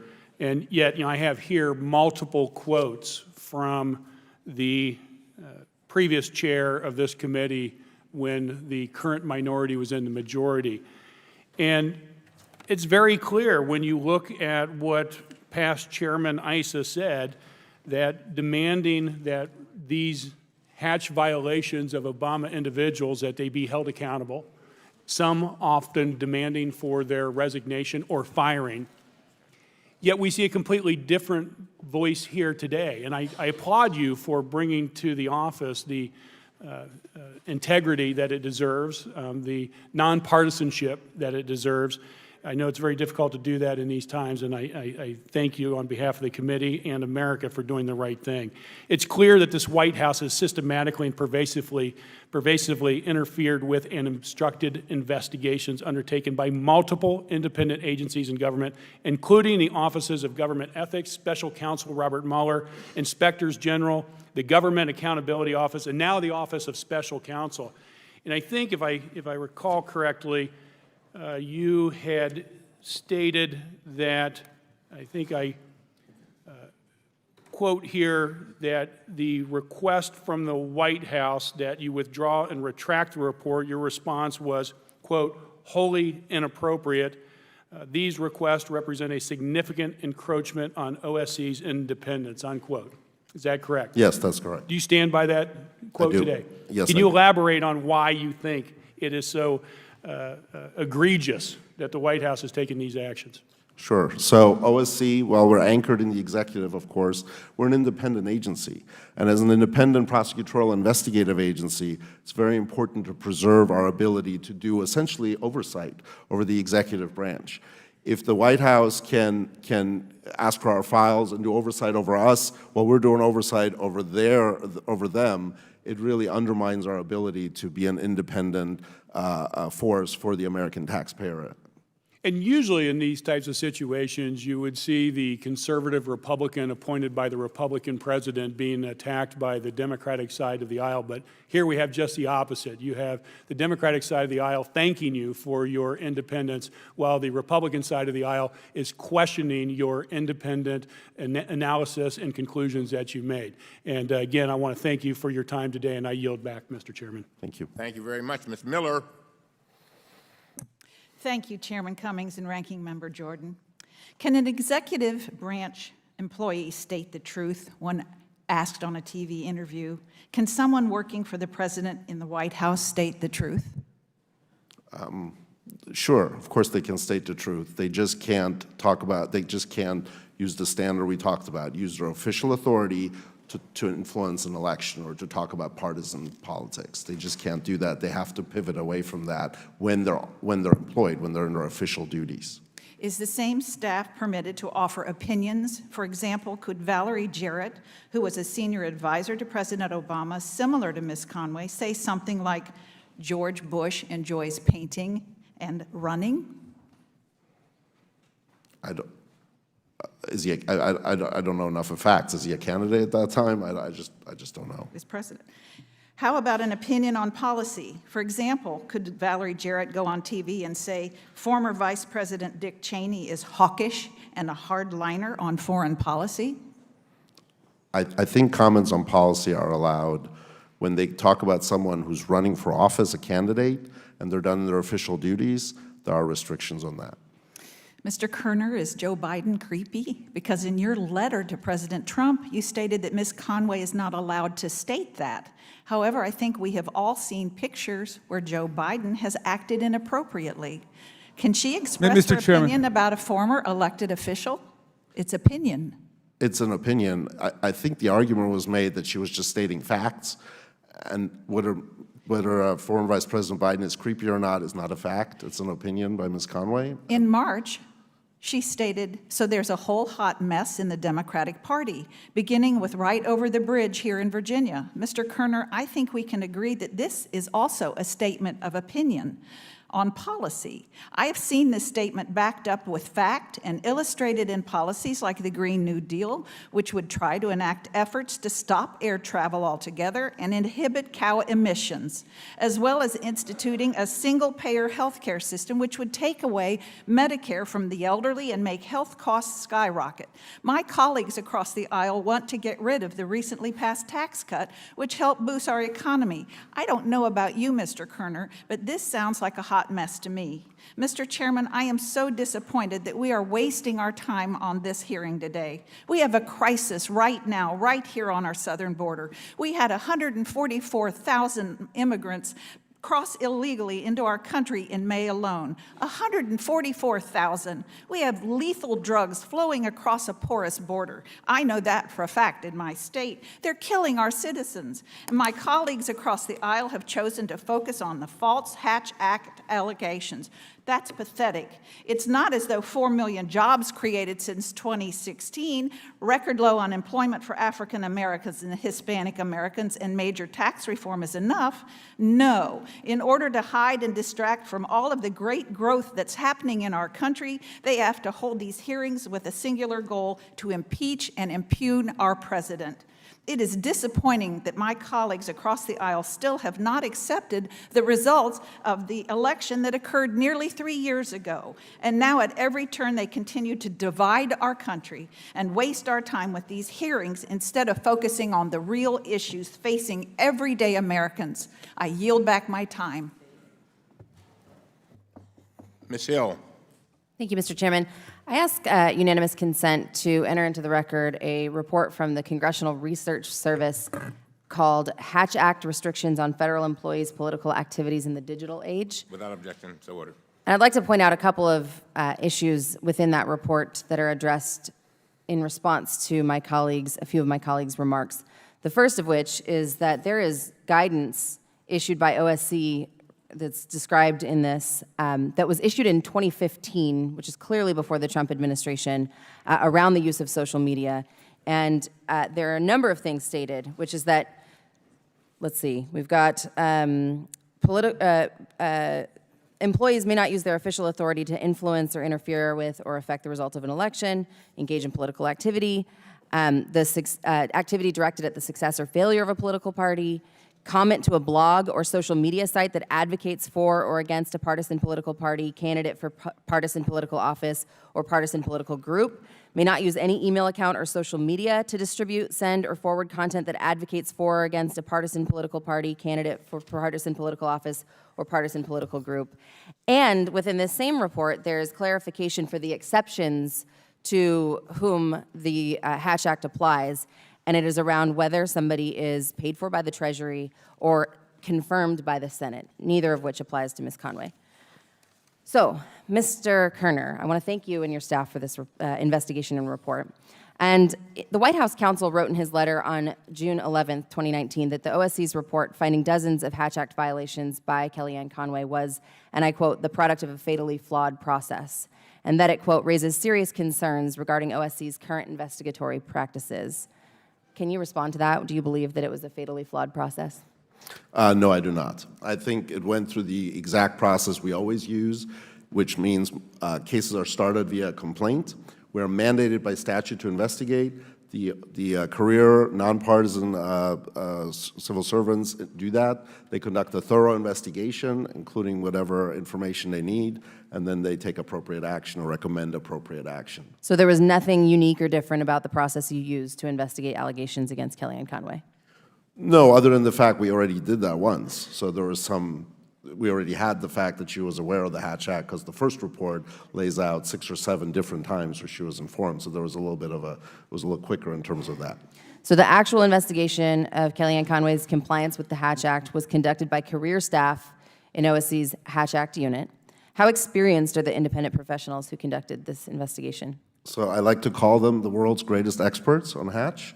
They have I don't want to age anyone, but they have about 40 years of combined experience, and they apply the law to the facts to the law to the facts, dispassionately and in a nonpartisan way, and they're the consummate and ultimate professionals. I'm very proud of to be able to represent them here today. So did any of them raise a concern to you that they felt like the work that went into the report released on June 13th was the product of a fatally flawed process? Absolutely not. Additionally, you were a prosecutor for nearly 20 years. I assume you have a lot of experience evaluating whether law enforcement investigations you relied on were thorough. Is that correct? Yes. The White House also accused you of rushing to judgment, in quotes, but according to the OSC's report, the agency gathered evidence over many months. Your report indicates that the OSC first began reviewing Ms. Conway's Twitter account in November of 2018, and that the agency spent months conducting that review. That's correct. Do you believe that you rushed to judgment? We did not. OSC also contacted the White House many times before completing its report. Does the OSC give career employees that many chances before issuing a finding of a violation? I think this process had probably more back and forth with the White House than a normal case would. So, if anything, Ms. Conway and the White House have been given possibly more deference than most employees would have received. I think that's right. The White House was provided the opportunity to review OSC's report before it was publicly released. Did the White House ever raise any concern that Ms. Conway never actually said or tweeted the things that the OSC included in its report? No. So the White House does not dispute the facts. The president just does not want to hold Kellyanne Conway accountable. And my observation is that the reason for that is that she has been doing exactly what he wants her to do. As in so many other instances, this administration believes that it should not be held to the same laws that every other American should abide by. The executive branch is constitutionally established to carry out and enforce the laws of the land. So my question is, what does it mean for us if they won't enforce the laws of the land on themselves? Well, that's a good question for the Congress. From OSC's perspective, we have to make sure that we abide by the statute and that we conduct fair, nonpartisan investigations that apply the facts to the law, and that's what we did here. And I think other steps are up to this committee and the Congress. Thank you, Mr. Kerner. I yield back. Thank you. Mr. Meadows. Thank you, Mr. Chairman. Mr. Kerner, she made you mad, didn't she? Kellyanne Conway made you mad. I would not describe that, no. Well, you have mentioned to numerous people that she poked you in the eye. I mean, we've got... Sure. So you don't get mad when you get poked in the eye? I would describe my reaction as being disappointed because what I felt... Well, I know you're describing it that way, Sure. but you've talked to multiple people how you were mad and you felt pressured to put out this report. Isn't that true? That's not true, no. Oh, you're under oath, Mr. Kerner. I want to caution you. You know the rules. So you didn't talk to anyone to say that you felt heat from the media and from some on the left. You didn't feel any heat. You didn't mention that to anybody? That's not what I said. What I said was that the report was written prior to her making those statements. The report was already done. That's not the question. I ask a different question. Did you tell anybody that you felt pressure from media and others on the left to actually address this problem? I don't know what address this problem means. Write the report. It's fairly clear. You didn't feel any pressure. You didn't tell anyone that you felt pressure. You're under oath. I know you did. Just answer it. I had a conversation in which I expressed that because she had made those statements, I felt we ought to have an answer to those statements. That's not the context of which you said that, Mr. Kerner. Well, then you're going to have to give me the context. I am giving you the context. Did you tell anyone that you felt pressure to do something about Miss Kellyanne Conway? Well, have you mentioned that to anyone? Yes or no? I do not recall. You do not recall? I do not recall saying what you're saying. All right. Well, what about Since I don't have the context? I can't answer that. All right. What about in the response that you actually had to the Office of General Counsel, where you said that she poked you in the eye? I'm sorry, the Office of General Counsel? You mean the White White House House. Counsel? I did tell them that I felt that what she said was inappropriate, that it was a poke in the eye, that's correct. But there was no pressure in terms of the report was written. Mr. Kerner, let me just tell you, that dog doesn't hunt, because you've told multiple people. It wasn't just the White House counsel. Under what authority do you have to write prohibitions against using Twitter? Does OSC have the legal authority to write those prohibitions? Yeah, I believe we do. No. Under what statute? Quote the statute. Because it is uniquely reserved for OPM. We've got Office of Legal Counsel that has actually given an opinion, CRS that's been quoted. It is not your authority, Mr. Kerner. Wouldn't you agree with that? No, would not. I disagree with that. Okay, where's the statute? Quote the statute. So the statute is, so there's the Hatch Act statute and its regulation. No, I know the Hatch Act statute. I actually read it. When it was amended, what was the senator's name that did the amendment? I don't recall. Well, you're the expert. You got behind you. What was the senator that actually was on the House floor, or on the Senate floor, doing the amendment? Who was it? You're the expert. It's my time, Tlaib. I'm sorry, sir. We don't know. I don't know who. Okay, well, I can tell you it was Senator John Glenn, because you know what? I've done the research. Everybody's talking about the rule of law here and upholding the rule of law. It's time that you stay consistent with the law, because you do not have the ability to even set the regulations for Twitter. Can I answer that now? Since I got the section, it's 5 U.S.C. 1212F, which provides the power for OSC to provide advisory opinions. Advisory opinions are not rules and regulations. They're very different. That's reserved for OPM. Advisory opinions, when it comes to regulations, I promise you I've done the work. I have the homework. Not disagree with you. I'm just telling you what my professional staff, who's been doing this for 40 years, has told me. We're issuing guidance. So do you have an advisory opinion for this particular Twitter use? Do you have an advisory opinion that's out there from your OSC? I'm sorry, I couldn't hear the beginning of the Do you have an advisory opinion on Twitter use from OSC? We have a social media guidance we've done, but on the Conway Twitter use, it's not actually done under that. The Conway Twitter use was done under the statute, and what the advisory... But isn't it her personal Twitter account? It's Kellyanne Poll's, which she had before she ever was a federal employee. You know, Congressman, it is. It is her personal account. And so But you're telling her she can't use her personal Twitter account to tweet something out. she So can- is real Donald Trump his personal account or his official account? President's exempt from the Hatch Act, but as Well, you know, is anybody obviously, else exempt? the vice president. Is anybody else exempt? Not that I know of. Well, you need to go to OPM and read the guidance, because the guidance in Subpart E, I would ask unanimous consent that it be put in the record, that it actually gives other exemptions in the very CRS report that Ms. Hill identified. Have you read that? Yes, and I do not believe it gives exemptions for use of the official authority section that we have mentioned here. It gives Gentleman's time gives expired. exemptions for presidential appointees and cabinet members, and it would apply here according to every outside counsel that we've checked with. I But yield back. not, can I just finish? I do believe, as I've listened to my colleague, that your integrity has been challenged. And I believe in fairness. And I want you to, if you want to clear up anything, I'm going to give you that opportunity. Well, let me finish. I haven't finished. Sorry, apologies. Because one of the things I noticed is in this committee, there is folks are anxious to allege that people perjured themselves. And in fairness to you, Mr.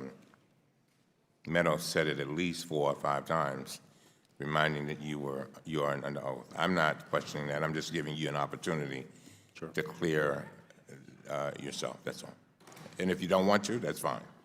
No, I'm happy to respond. I did not understand the context of the question, and Mr. Meadows didn't provide me the context, so I don't know when he says, did you tell anyone? I don't know what I told someone in a hypothetical. So now the issue on the release. Well, I can give the context, Mr. Chairman, if you want the context, since a truthful witness is key. Mr. Meadows, you're out of time.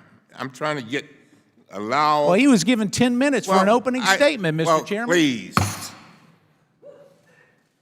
I am trying to be fair to this distinguished conservative Republican who has simply come to give his opinion. Now, his integrity has been challenged. And I'm simply, if he doesn't want to take advantage of it, because I've seen what's happened in this committee over 23 years. And all I'm saying is if you want to clear up something, clear it up now. If not, you don't have to. But then I'm going to move on to my next questioner.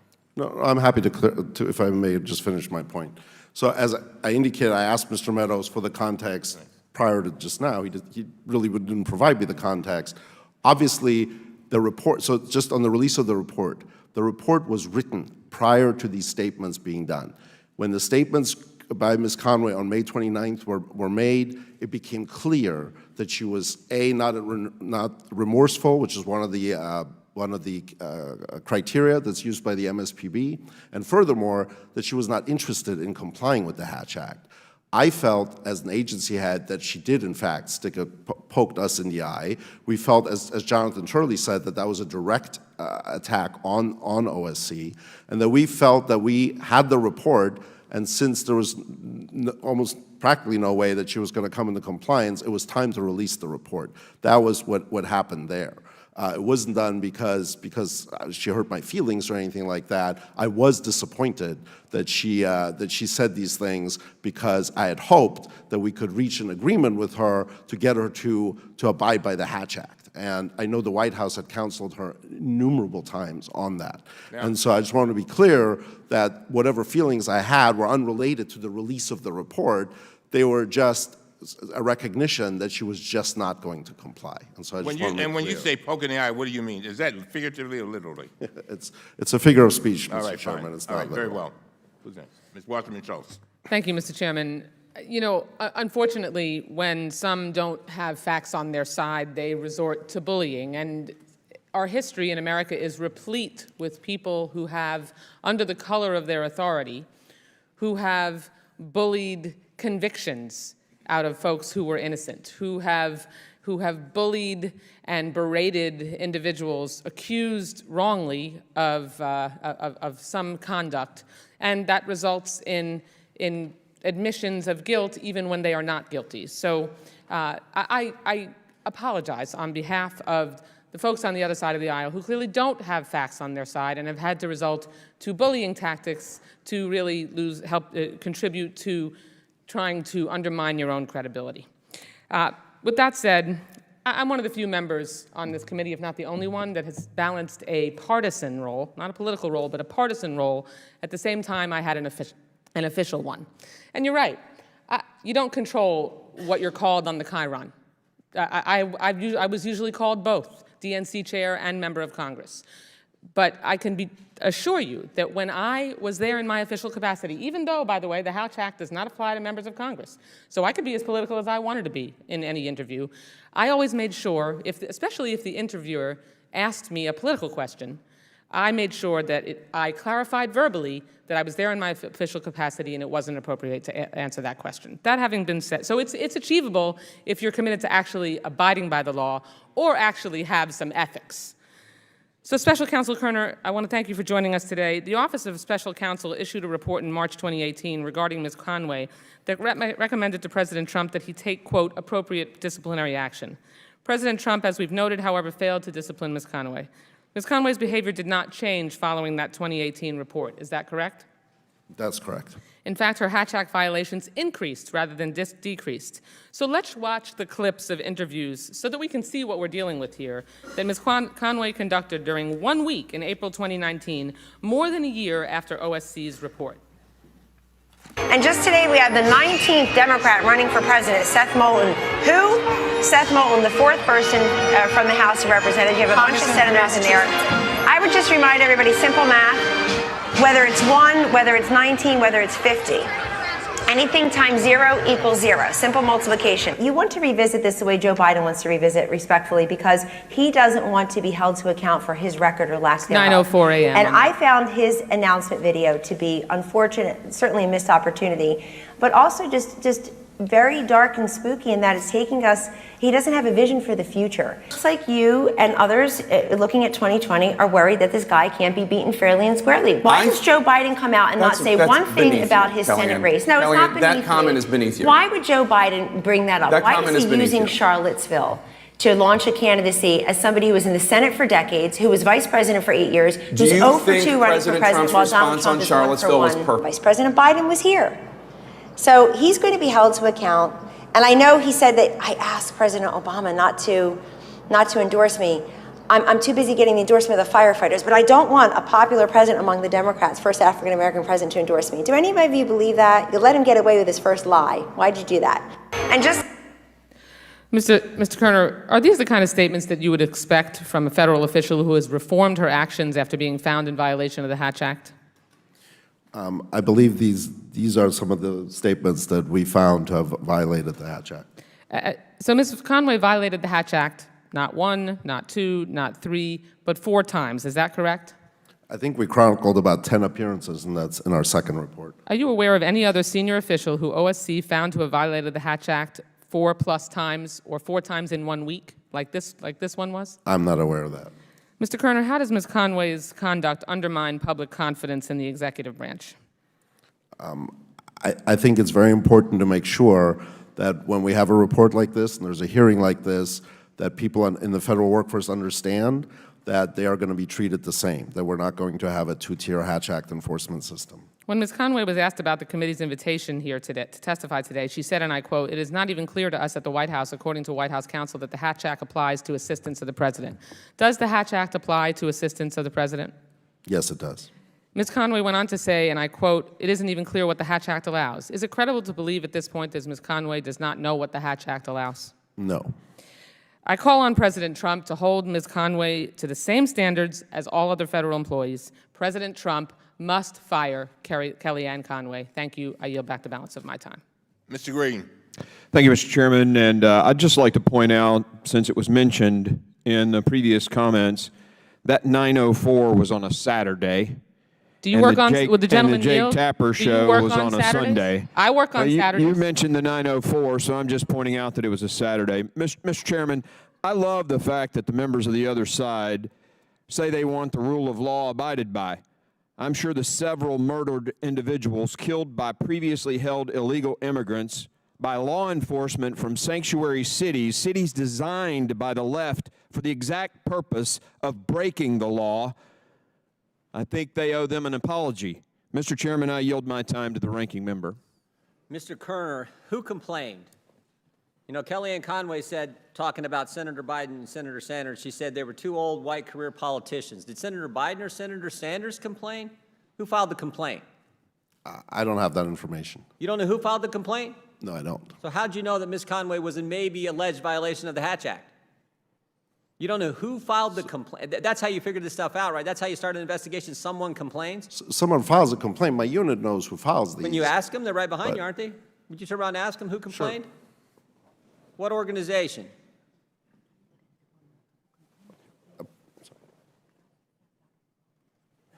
Apparently there are multiple complaints. Also, I think we generally don't disclose who files complaints. We don't give the name of. They don't get to know who their accuser is?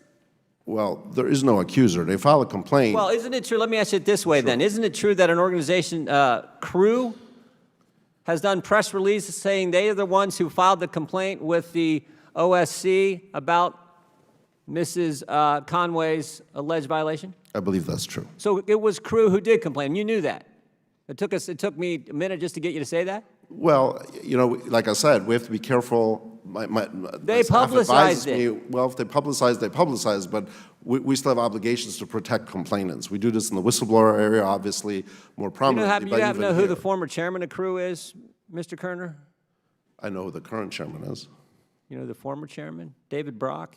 I'm aware of Mr. Brock. Yeah, you know Mr. Brock. Yeah. You know who the board members are on Crew, Mr. Kerner? No, I don't. You don't? We checked. Zephyr Teachout, Peach Trump Now individual, former Democrat candidate for New York State Attorney General. Clara McCaskill, former Democrat senator. Amy Pope, former deputy assistant to President Obama. All those people are part of Crew on their board. Wayne Jordan gave $3 million to Democrat causes. He's on the board of Crew, the organization that complained to you all to start the investigation into supposed violation of the Hatch Act by Ms. Conway. Sounds like a lot of Democrats on this board. There is one Republican. We found this out too, one Republican, Evan McMullin. Never Trumper, Evan McMullin. You know who co-founded this organization? No, I don't. You don't? No. Norm Eisen. You know Mr. Eisen? Yes, I do know who he is. You know what he's doing right now? He's an ethics guy. I don't know where he is at the moment. He's working for Jerry Nadler. He's the impeachment lawyer hired by Mr. Nadler in the Democrat committee. That's the organization that filed the complaint. You know what else is interesting about this organization? Crew, same organization. You brought this up early on after my opening statement, Mr. Kerner. Crew's the same organization, sent a bunch of letters to the IRS. Guess what they said? Go after those Tea Party groups. Sounds like a little pattern here. You know if Crew's filed any complaints since you did your June 13th letter to the White House and to Ms. Conway? Do you know if any organizations, if they filed complaints, if they filed any more complaints, Mr. Kerner? I'm not sure. They did, June 20th. Okay.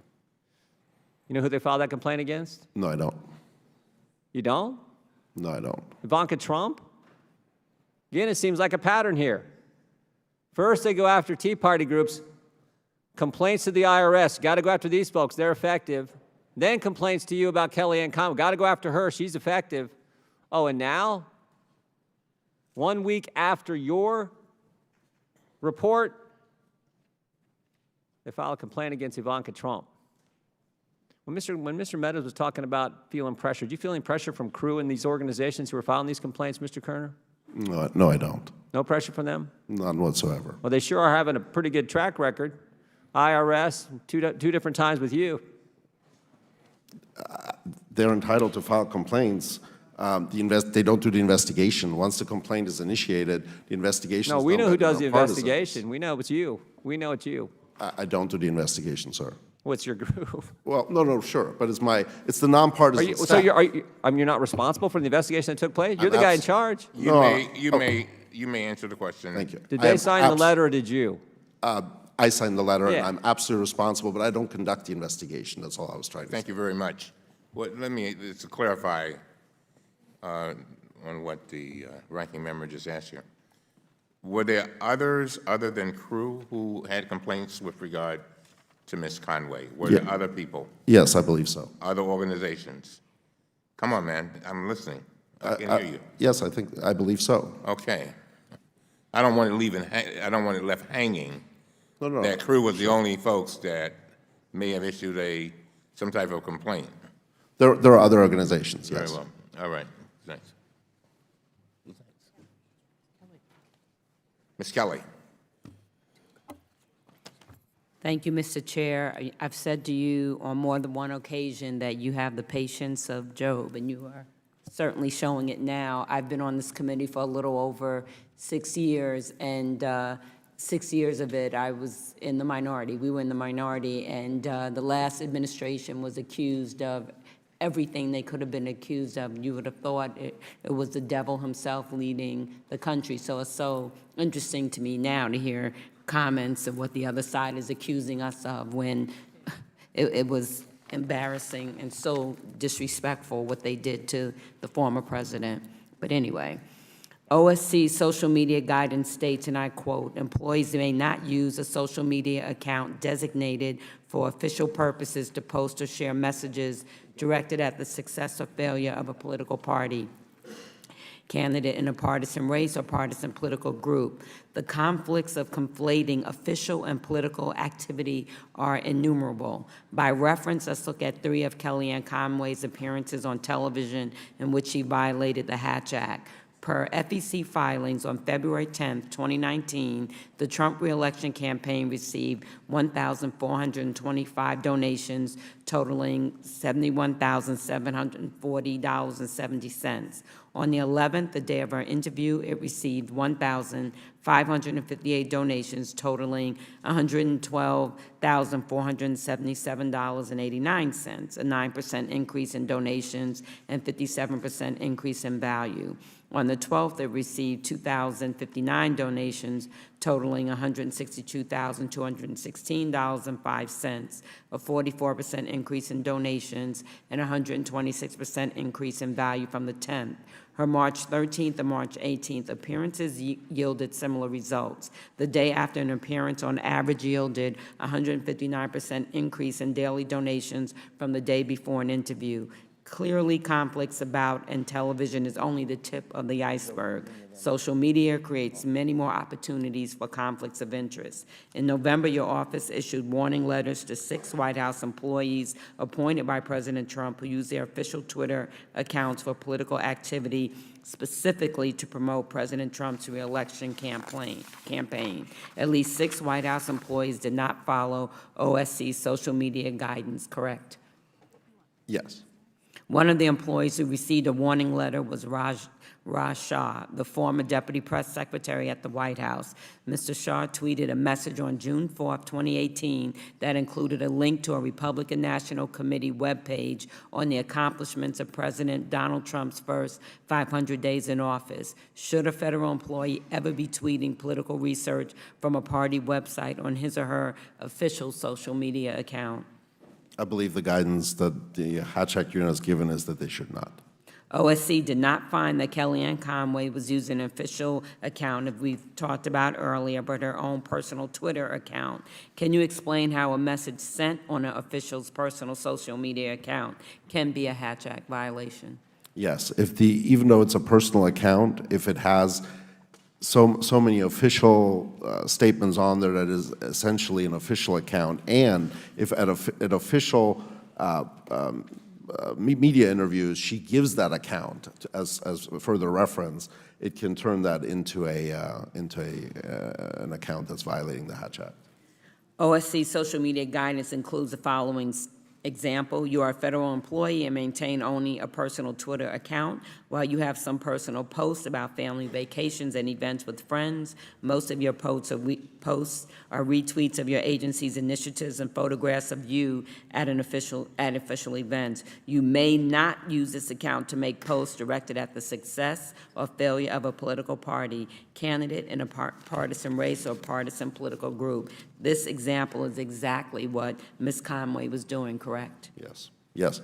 Now that Kellyanne Conway got caught violating OSC's guidance, the White House is arguing that OSC does not have the authority to apply its guidance to federal employees. Do you agree with this new argument from the White House that OSC should not provide or use guidance in interpreting the Hatch Act? No, I don't.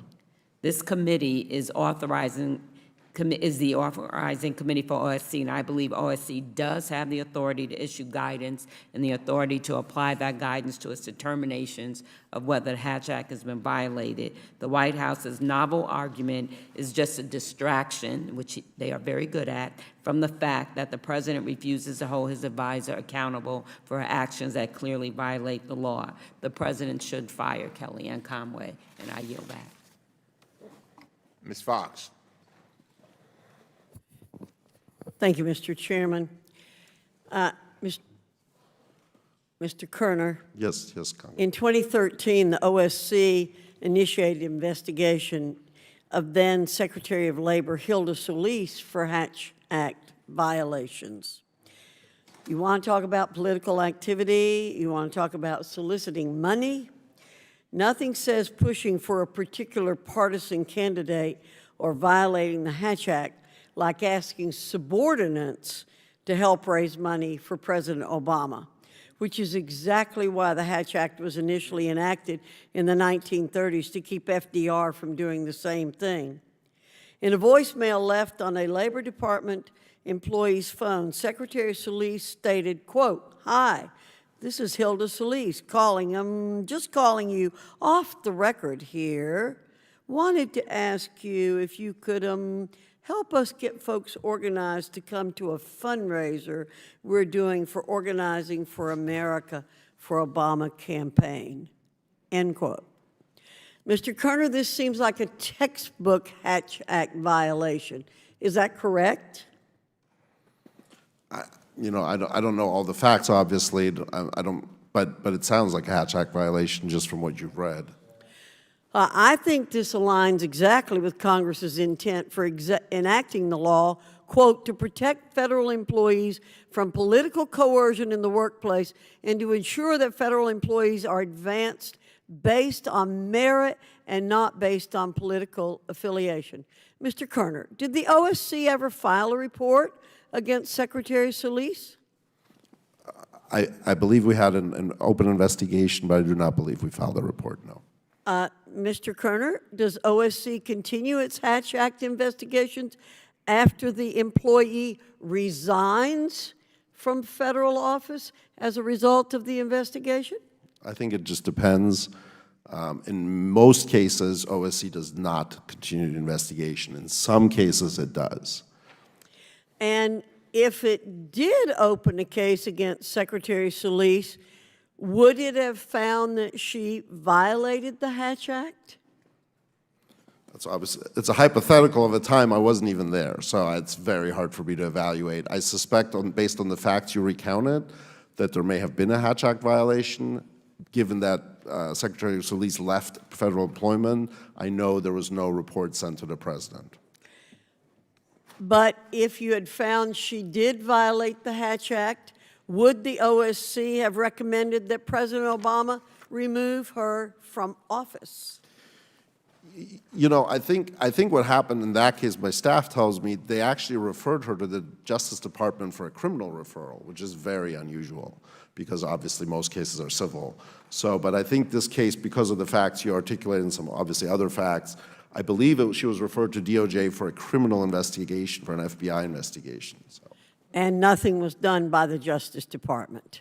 Nothing that I'm aware of, correct. Okay. On May 4th, 2016, OSC sent a letter to the White House counsel's office regarding President Obama's press secretary, Josh Earnest. In this letter, OSC laid out a series of Hatch Act violations perpetrated by Earnest. Let's go through some of Earnest's statements, because I think the Earnest case is pretty similar to Ms. Conway's, yet the treatment of these two individuals by OSC is vastly different. At the statement, at the podium in the White House press briefing room on December 8, 2015, Ernest made the following comments. Let me just step back and say the Trump campaign for months now has had a dustbin of history-like quality to it, from the vacuous sloganeering to the outright lies to even the fake hair. The whole carnival barker routine we've seen for some time. The question now is about the rest of the Republican Party and whether or not they're going to be dragged into the dustbin of history with him. And right now, the current trajectory is not very good. Is that a Hatch Act violation? I believe OSC, once again before my time, but OSC investigated this case and did find a Hatch Act violation. I think that's correct. And did the OSC write a letter to the White House asking President Obama to fire him? No, it didn't. But there were repeated comments made by Josh Earnest, very similar to those things that Ms. Conway is being accused of. And never did you write President Obama and say, fire Josh Earnest. Is that correct? That's correct. Can I indicate why that case might be a little different? You may answer the question. Time is out, but you may answer the question. I completely agree with you, Congresswoman. The case was not referred to President for disciplinary action. I think the facts are slightly different. In that case, after the violation came to OSC's notice, Mr. Earnest was surprised that there were violations. He was counseled, and there were no further violations. In our case with Ms. Conway, we have two reports. The first report was sent to the President on the first two violations, and then there was no course correction. And then that's why the second report resulted in the recommendation. Oh, I think it has to do with who's president and who's not president. I think that's really the base of it. Thank you, Mr. Chairman. I yield back. Mr. Garner. Thank you, Mr. Chairman. Mr. Kerner, you were appointed by President Trump, correct? Yes, sir. So it's a little ironic that he's accusing you of being biased. I mean, he is the one who picked you to lead this organization. I don't recall the President accusing us of being biased. I think he accused us of not allowing Ms. Conway to exercise her First Amendment rights, but I don't remember bias, but maybe I forgot. Has anyone in the White House accused you of conducting an improper investigation? Sure. The White House counsel's letter said that they didn't think our investigation was fair and thorough. But I just want to be clear that, you were appointed by this administration. That's correct. Now, I don't like going after people personally, and so let me ask you this. It's true that a lot of people in the past have had Hatch Act violations. I think the severity of these are many more. Let's say Kellyanne Conway were to come to you today and say, I understand what the rules are. I'm willing to abide by these rules and be more willing to actually follow the law. Do you think that could be a way that we can resolve this issue? I think that would be an excellent outcome. It would make me very happy. So I suggest that one way that we can move forward and start doing the country's business is to have that reasonable compromise where we're not attacking someone personally and we're upholding the rule of law. And my hope would be that Ms. Conway may just come to you and start abiding by the Hatch Act, and we can move forward as a country to focus on other pressing issues. Will the gentleman yield? The gentleman yield. Yes. Mr. Khanna, you and I have worked in a bipartisan way on a number of issues. Here's one of the things that I think that today highlights. We have two different sides saying two different things in terms of their interpretation. I think we would all agree that if you read the statute, it is very ambiguous. And in clarity for our federal workforce, I'm willing to work with you in a bipartisan way to clarify the Hatch Act so that we do not use taxpayer dollars for campaign-related activities, but also work in a way that hopefully will stop this from being an ambiguous point going forward. And I think the gentleman's spirit. I thank him for Will the gentleman yield? Yes. And I also appreciate where he's going with this. I think that Mr. Kerner had given Ms. Conway multiple opportunities to come in precisely to have a discussion and a correction about her conduct, which is clearly, repetitively, and egregiously in violation of the law. There was nothing ambiguous about what she did.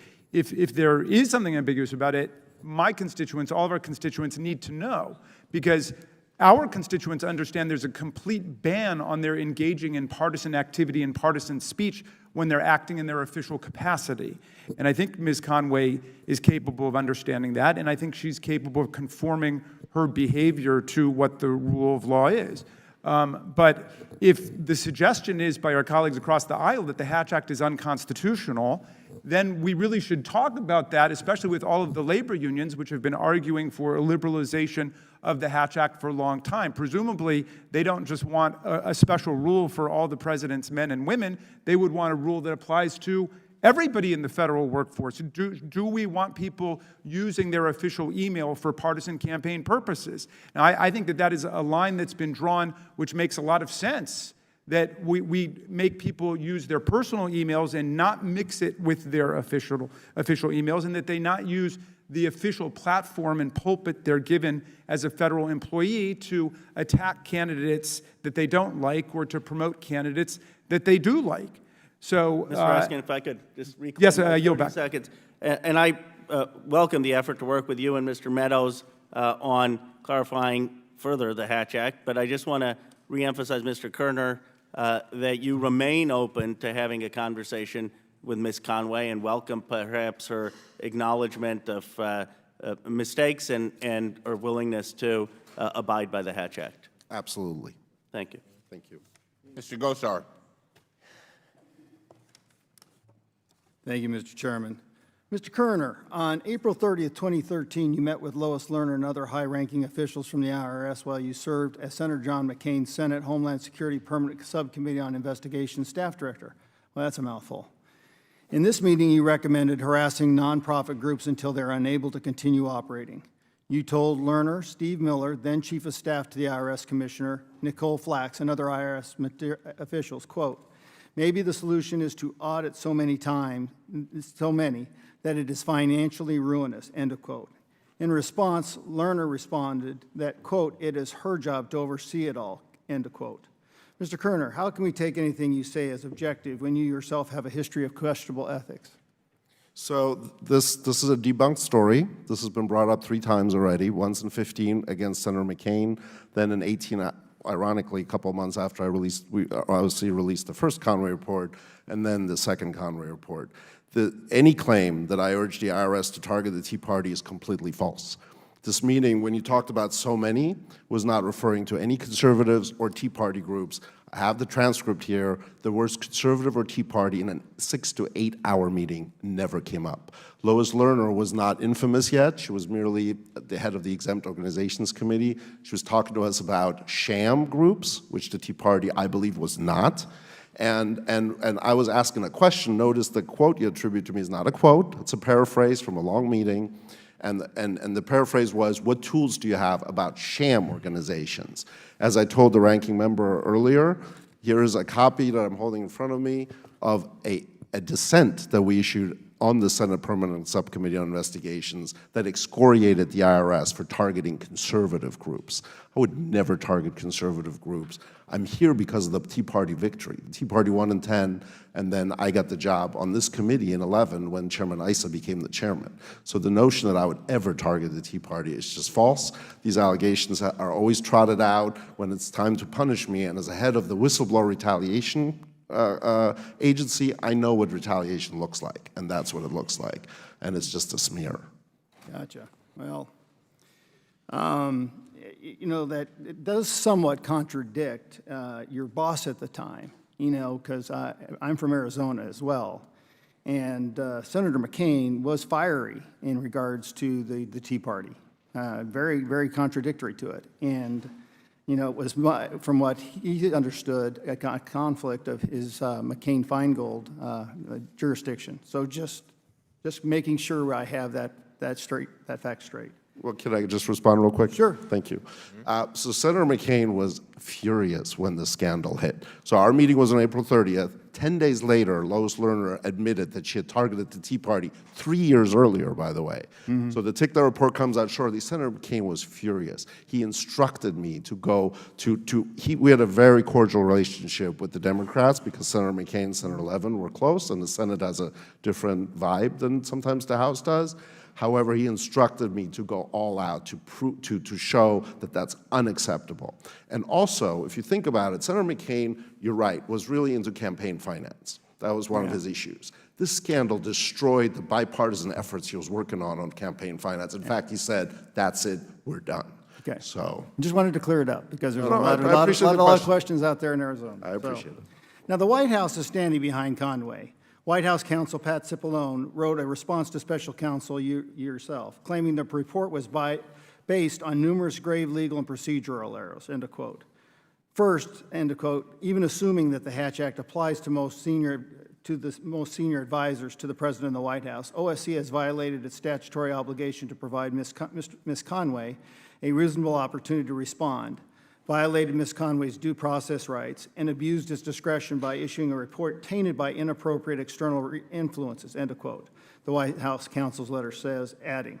Second, OSC's overbroad and unsupported interpretation of the Hatch Act risks violating Ms. Conway's First Amendment rights and chills the free speech of all government employees. In fact, OSC has no legal authority to promulgate guidance on social media use that it treats effectively as binding rules in order to enforce its overbroad interpretation of the Act. This was illustrated by my colleague, Mr. Meadows. Third, contrary to your letter, Ms. Conway's Twitter account and her social media appearances do not violate even the standards used by OSC itself. Worst of all, OSC's call to the President to remove Ms. Conway from her federal platform immediately is as outrageous as it is unprecedented. Mr. Kerner, what is your response to the reasonable arguments made by White House counsel Pat Cipollone? We put out a response. They're wrong. The White House, unfortunately, cited the wrong statute, among other things, made various errors. I will just say this. The procedure that we followed was absolutely appropriate.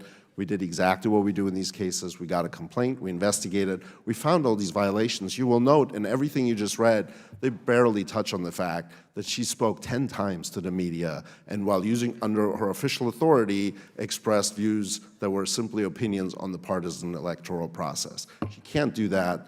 I'm as interested as anyone to help her comply and get her into compliance. I would, as I told Congressman Khanna, I would like to see nothing better than that. Unfortunately, she has not been willing to do that, but we are always ready and stand ready to engage anytime she would like. Michelle, for unanimous consent request. Thank you, Mr. Chairman. I hope I can actually clear a few of these things up with the pieces that I'm about to enter into the record. The first is a copy of the text of 5 U.S. Code Section 1212, which establishes the powers and function of the Office of the Special Counsel. Mr. Meadows, when you mentioned that the Office of the Special Counsel can't prescribe regulations or advisory opinions on social media, that was concerning to me, so I looked into it. And the Special Counsel, it says specifically that the Special Counsel may prescribe such regulations as may be necessary to perform the functions of the Special Counsel first. And then second, it says that the Special Counsel may not issue any advisory opinion concerning any law, rule, or regulation. And I said, oh my gosh, you might be right. But then the next sentence says, other than with regards to Chapter 15 or Subchapter 3 of Chapter 73. So I look up those, and they say specifically around political activity. So the Special Counsel may indeed issue advisory opinions around political activity. And they did, which is the second piece I'd like to enter into the record, which is the Hatch Act, frequently asked questions on federal employees and the use of social media and email, published by the U.S. Office of Special Counsel on December 18th of 2015. I'm going to admit the documents, but I want you to shorten your... That's it. I'm good. Right. Thank you so much. I have a unanimous consent request. Meadows. So I appreciate the gentlewoman's nudging there, and so let me clarify it, because I think it's very clear, and I think if your team goes back and looks at it, I asked unanimous consent to put in the guidance that's actually from OPM, which would be Subpart E, which says special provisions for certain presidential appointees and employees paid from the appropriations of the executive office of the president. It is very clear there. The other is to suggest that a statute that was actually written and amended the last time before Twitter was ever ever invented that it somehow applies retroactively is just not accurate. And so I would ask unanimous consent that we put this into the Without record. objection. Mr. Chairman, Jordan. And then we're going to go to Ms. Ocasio-Cortez. unanimous consent to enter into the record 2 complaints sent to the Office of Special Counsel by Crew, both addressed to Mr. Kerner. The most recent one, May 8th, 2019. It's amazing how he couldn't remember that Crew filed complaints, but they were both sent to him, and one of them was just last month. Without objection, so ordered. Come on. Mr. Sarbanes. Thank you, Mr. Chairman. Thank you, Mr. Kerner, for being here. In your testimony, you described the purpose of the Hatch Act as being the separation of the nonpartisan governance of the country from partisan political campaigning, which I think is the best frame to put this in. There may be some who are watching this hearing at home, and they're saying, you know, so what? What's the harm? Can you explain why violations of the Hatch Act, like Kellyanne Conway's, should matter to the public? Yes, thank you. It's very important. The Hatch Act is really important even today. I know Mr. Meadows talked about how when it was last amended, there was no Twitter. Well, obviously, we've also talked about email and other forms of social media. So, social media and communication. The principles are the same. And the importance of the Hatch Act is that it is very important to have a depoliticized workforce, especially in these times. If you have a workforce where everybody's is campaigning on taxpayer money, that is not a good use of the taxpayer money, and taxpayers have a right to expect that federal workers, while they're in a building, in a federal building, and on duty, are doing the taxpayers' functions rather than electoral functions. And the law only prohibits political activity when an employee is acting in an official capacity or in the federal workplace, correct? That's correct. If the Hatch Act was not in place, could it lead to taxpayers who call the IRS or senior citizens who contact the Medicare hotline being faced with someone on the other end of the phone who is trying to convince them to vote for a particular candidate? That could happen, couldn't it? Yes, we've had a case like that where someone did call the IRS and the IRS employee showed his support for a presidential candidate. There's also the danger that allowing federal employees to advocate for political campaigns while on duty would undermine the public's confidence that the government is actually doing its job. Do you agree? Yes. Since we're talking about an advisor to the president, I think it would be helpful to put this specifically in the context of the White House. Most people realize that the president is associated with a particular political party, correct? Yes.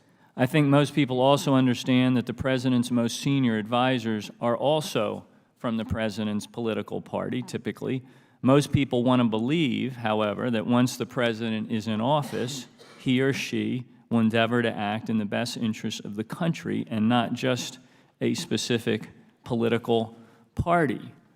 In other words, once you enter the office, you're supposed to, in a sense, elevate yourself when you can, and certainly when you're exercising your official duties, to a place of being above partisanship. Senior aides to the president, particularly those who speak on behalf of the White House, are the face of the president and the administration. And you've made that point here today. Do you believe that when Kellyanne Conway uses her official platform as a spokesperson for the White House to criticize President Trump's political opponents, that it may erode public confidence in the presidency itself?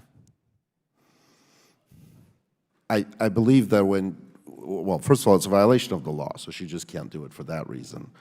I don't know if it erodes confidence in the presidency. I think the presidency is viewed as more partisan. I think there's a reason why the president and the vice president are exempt from the Hatch Act. But I do think that when Ms. Conway speaks on behalf of the president or official authority, she's required by law to stay away from those political partisan comments, and I think that's healthy. One of the purposes of the Hatch Act is also to protect federal employees from being forced into engaging in partisan political work while they're on duty. I understand that Ms. Conway gave her own press interviews and I assume wrote her own tweets. Are you concerned that behavior like Kellyanne Conway's could discourage public servants from coming into government service if they believe their job will be campaigning for the president? Yes, I am a big believer in the depoliticized federal workforce. I think when people join the federal workforce, they do so out of a commitment to public service, and that should be for all Americans, regardless of political affiliation. Thank you. I just, as I'm closing, I want to emphasize again that I see this through two lenses. One is absolutely that the Hatch Act is there to protect federal employees. But I think it's also there to enforce the kind of separation from politics and these official offices that people hold, that the country has a right to expect. And it brings credit when you observe those lines to those offices, and it potentially can discredit them when you don't observe the boundary. And the president, I think, must act to protect the integrity of the federal workforce, to police that boundary that I've just spoken of, and for that reason, he needs to fire Kellyanne Conway. I yield back my time. Mr. Comer. Mr. Chairman, I will have to admit, when I saw the agenda for the program today, I didn't think that anything productive would come out of this hearing, but I was wrong. There have been two productive things, in my opinion, that have come out of this hearing thus far. First is there's universal unclarity about what the Hatch Act is and what it does and what congressional intent was with the Hatch Act. And second, there was a pledge of bipartisanship between Representatives Rana, Meadows, and Raskins to try to come up with a solution to better define what the Hatch Act is, does, as we move forward. So I just wanted to make that public, Mr. Chairman, so I appreciate you having this hearing. Mr. Kerner, you've said under oath that a federal employee can say factual things. Is that correct? No, I did not. Whether something's factual or not isn't a test. The test is whether they use their official authority to talk about things related to the campaigns. Could be absolutely factual, could even be true, but if it's related to influencing a partisan campaign under their official authority, they're not allowed to talk about that. One of the alleged violations that you allege Kellyanne Conway committed with the Hatch Act was that she retweeted on Twitter a post about Senator Elizabeth Warren claiming that she was Native American to score a Harvard gig, paying $350,000 to teach one class. Is that, sir, your definition of a violation of the well, first of all, is that factual or not? I don't know if it's factual. I mean, Senator Warren has denied it, so I don't know if it's factual. Okay. Mr. Chairman, Yes. Point of order. If a false statement has been made at the hearing about a fellow member of Congress, can it be corrected? Because I'd be happy to correct it. Yes. There's an article in the Boston Globe by Annie Linsky which refutes precisely that proposition that somehow Senator Warren lied about her record. That will. I thought you said at the end. Yeah. No. Happy to do that. All right. Yeah. A point of order actually has to stay the rule. I believe the rule. I believe that the rule states that we cannot disparage and defame other members of Congress. I did not disparage another member of Congress. I'm reading one of the violations that they claim. This is a very serious hearing when you're ruling that someone, and each member on the Democrat side just about has said that Kellyanne Conway should be fired. I'm reading one of the allegations that you claim she violated in the Hatch Act. I didn't say anything disparaging about Senator Warren. I asked if that was factual or not. I take offense to that, and Mr. Chairman, I'd like to strike that from the record, what Mr. Raskins. Without objection. All right. All right. Let's Thank you. Mr. Kerner. So we go back to this is your interpretation of the Hatch Act. When she was on the Ingram Angle show, which I've been on a few times and many on this committee have been on, Again, she was asked about Elizabeth Warren's claims of her Native American ethnicity. And she answered the question. Explain to me how that is a violation of the Hatch Act that would warrant her termination from a job that many of us think she does very well.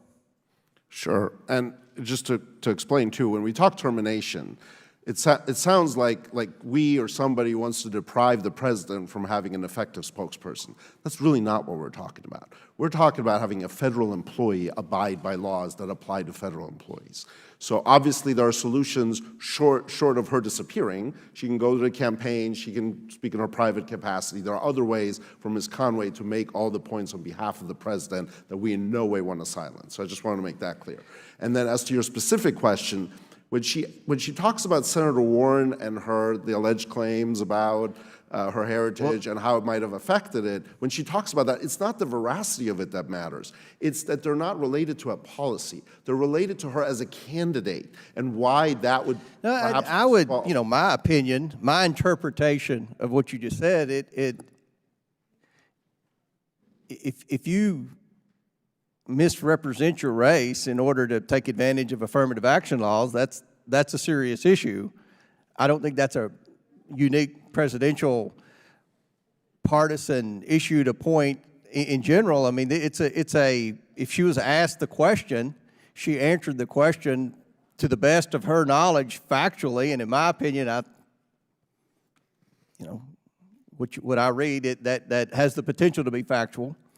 But I think that we need to examine the Hatch Act moving forward. I'm glad that we've had some production here to where we can, in a bipartisan way, figure out the correct intent of the Hatch Act as we move forward, to where we don't create a scenario where someone who's doing her job and her reputation is tarnished because of a misunderstanding of the Hatch Act. Mr. Chairman, I yield back. Thank you very much. Mr. Garcia-Cortez. Thank you, Mr. Chair. There's been a lot of comments made about the ambiguity of the Hatch Act, which I think is overall quite clear in its intent in saying we cannot use our official government capacities for partisan political purposes. That's a pretty clear line. And if there's any question about that, we ask. And in fact, I think that the proof of the clarity of the Hatch Act comes in what just happened earlier this year in the largest government shutdown in American history. Because we had 800,000 federal workers, from air traffic controllers to far beyond, to federal employees at the State Department here, 800,000 workers who are all subject to that same Hatch Act, and they knew what the rule was. They weren't getting paychecks. They used up their entire life savings. They were struggling to pay their mortgages. They couldn't feed their kids, and they still didn't say anything. They still didn't engage in political organizing against the people who were committing this against them because they understood the law. Beyond that, you said in your opening statement, correct, that even Sarah Huckabee Sanders acknowledges in her work, she acknowledges the bars in the Hatch Act, correct? Yes, that's correct. Okay, so we have many members of the president's own administration who honor the law and respect the law. The violations here, to the extent and the repetitiveness to which they are being committed, is unique to Ms. Conway, correct? Yes. Okay, and with that, I would like to show you all a video that highlights many of the violations that the Office of Special Counsel detailed in its report. Anything times 0 equals 0. Simple multiplication. So 50 Democrats can run, 19 are now running, but if your message is 0, it's a big 0. There's no strategy I see. You've got Beto O'Rourke and you've got Cory Booker promising that they would nominate a woman to be the VP. Do they not think the women running are good enough to be president? Stop the nonsense, everybody, about we are for all women. We are pro-women. We are for independent thinkers. You have Elizabeth Warren running for president. She tried to appropriate somebody else's ethnicity. She lied about that. They've got a bunch of, I like to say, I don't see any presidential timber yet, just presidential wood chips. Yeah, Kelly. And the women are complaining too. I see women on TV complaining about the female candidates aren't covered the same. That's just hogwash. They just have terrible ideas. But you can change the A to an O and get oh my instead of Amy there, because I don't think that was a very impressive rollout. Kirsten Gillibrand this weekend in her 50s, apparently was the first time she's ever eaten fried chicken, and she waited for the cameras to roll. I mean, this is just silly stuff. The only difference between Bernie Sanders and Donald Trump is Bernie Sanders' ideas are terrible for America, and Donald Trump was a much better candidate, had connective tissue with the people. I think Biden's timing actually benefits him because the Democrats seem really desperate to find an alternative to Bernie Sanders. So, Mr. Kerner, I want to walk through some of the specific Hatch Act violations that OSC found that Kellyanne Conway committed. On November 20th, she gave an interview with Fox and Friends in which she called the Democratic Senate candidate Doug Jones a, quote, doctrinaire liberal. This was a Hatch Act violation, correct? That was in our first report, correct? And on December 6, 2017, Ms. Conway appeared in her official capacity on CNN and discussed why voters should support Republican Senate candidate Roy Moore and why they should not support Democratic candidate Doug Jones. OSC then sent President Trump a report detailing these violations, but you did not recommend a specific form of discipline. You left that up to the president, correct? Correct. The president appears to have done nothing about this, and Ms. Conway continued to violate the law. OSC found that between October 31st and November 6th, Ms. Conway posted at least 15 messages that violated the Hatch Act to her Twitter account. Are you aware of any other senior aide to a president who has systematically violated the Hatch Act to this extent by attacking the potential opponents of the president? I am not aware. And I think this right here gets at the core of what we're talking about today, is that this is not even partisan, because members of Trump's own administration do not violate the law, this law, to the extent that she does.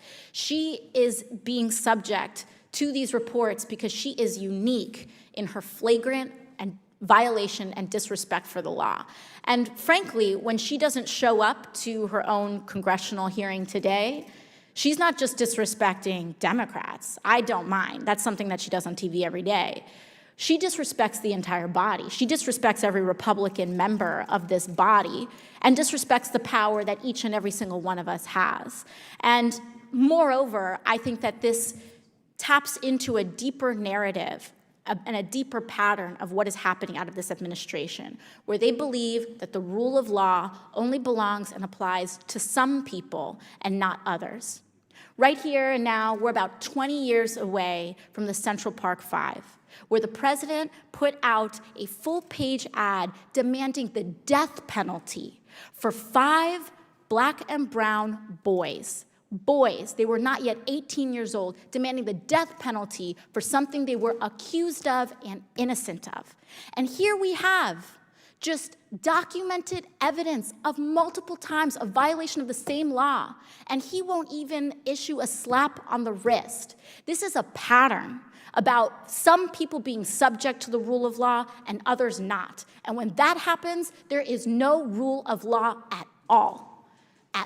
And that's why it's important that we make sure that everyone is held accountable, because whether it's a billionaire, whether it's an administration official, or whether it's a postal worker or a kid on the street, we all must be held accountable to the same extent by the rule of law. Thank you very much. Thank you very much. Mr. Cloud. Mr. Cloud. Thank you, Mr. Chair.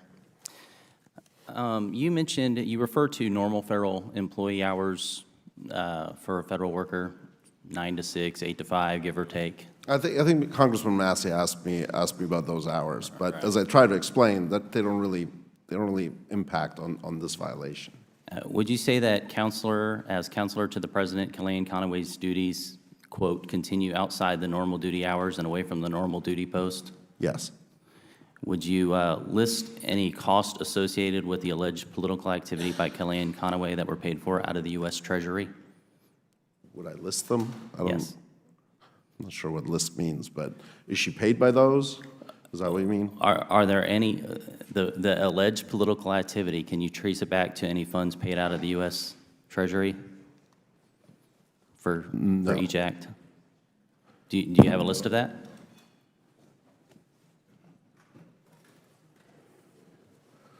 Right, so no, but Okay, that is provision Kell- is- only goes to the on-duty Is rules. Kellyanne Conway paid for using appropriated funds from the Executive Office of the President? I believe so, yes. Okay. 5 U.S.C. Section 7324 allows employees who are paid using appropriated funds from the Executive Office of the President whose duties continue outside the normal duty hours and while away from the normal duty posts to engage in political activities prohibited under the Hatch Act, quote, if the costs associated with that political activity are not paid for by money derived from the Treasury. Are post office employees paid out of the Executive Office of the President? I don't believe so. Okay, they're not. So we're not really comparing apples and the apples here when we paint federal employees with a broad brush. But I think you're talking about the same provision that Mr. Meadows was talking about, and that provision doesn't cover the official duty, the official authority restriction. Reclaiming my time. The purpose of the act, according to the Office of Special Counsel overview of the Hatch Act on the website, says that the purpose of this act was to ensure that federal programs are administered in a nonpartisan manner, to protect federal employees from political coercion in the workplace, and to ensure that federal employees are advanced based on merit and not on political affiliation. Do you stand by that definition on the purpose of this act? Sure. Okay. Could you list the federal programs administered by Kellyanne Conway? Well, I mean, she has a portfolio in the White House. I don't know. Does she administer any federal programs that you're aware of? Not that I mean, like I said, she has a portfolio. I don't think she administers anything. How many federal employees report to Kellyanne Conway? I don't know. Okay, you mentioned a number of political organizations that filed complaints against her. Were any of these employees that report to her? Not that I'm aware of, no. Okay, thank you. I yield my time to the ranking member. Go ahead. Well, Mr. Kerner, in the opening paragraph of your letter to the President, June 13th, last sentence, you said, her actions erode the principal foundation of our democratic system, the rule of law. Her actions erode the principal foundation of our democratic system. You really believe that? Yes, I do. When she said, Senator Biden, Senator, two old white career politicians, how does that erode the principal foundation of our democratic system? It's not the content of what she says. What happens is she's using her official authority. You said her, but that's not, you said it, you think that erodes the democratic system? I think her failure to follow the Hatch Act erodes our system. When she's democratic system? I think her failure to follow the Hatch Act erodes our system. When she said 28 million Americans are without health care 9 years after Biden care passed, you think that erodes the principal foundation of our democratic system? I think her failure to follow the Hatch Act and to then announce that she's essentially doesn't care, frankly, I think does, because it shows that the rule of law only applies to the little people, that people are connected, well-connected, do not have the Hatch. When she said about Senator Warren, she had zero sympathy for, she's quoting Senator Warren. Senator Warren said she had zero sympathy for parents caught in the college admission scam, and Ms. Conway said, I have zero sympathy for adults who lie that they are Native Americans to gain advantage. Do you think that undermines the principal foundation of our democratic system? I'm not taking issue with any of her statements. She's entitled to make those,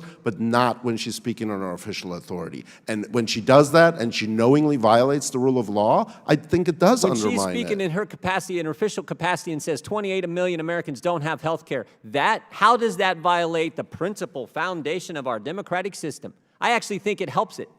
I think it's someone stating a fact about one of the biggest pieces of legislation we've had in years around this place that did not work and reinforces the First Amendment liberties we as every single American have. But no, you in your letter say it undermines the principal foundation of our democratic system. Stating the truth undermines actually stating the truth is the foundation of being able to speak in a First Amendment way is the foundation. And unfortunately, we got way too many people who don't recognize that and are trying to limit First Amendment free speech rights. All right. Let me say this. I've listened to all of this. And I got to tell you, I think we have gotten so far down the line, Mr. Kerner, that when there is, I'm just sitting here thinking about this. I practiced law for many years. And the idea that we would sit here and argue about violation of federal law, that we've gotten that far down the road, that it concerns me tremendously. And I think, and I'm not going to put words in your mouth, I've heard every syllable of what's been said here. I have not moved. It seems to me that what you're talking about is the law itself.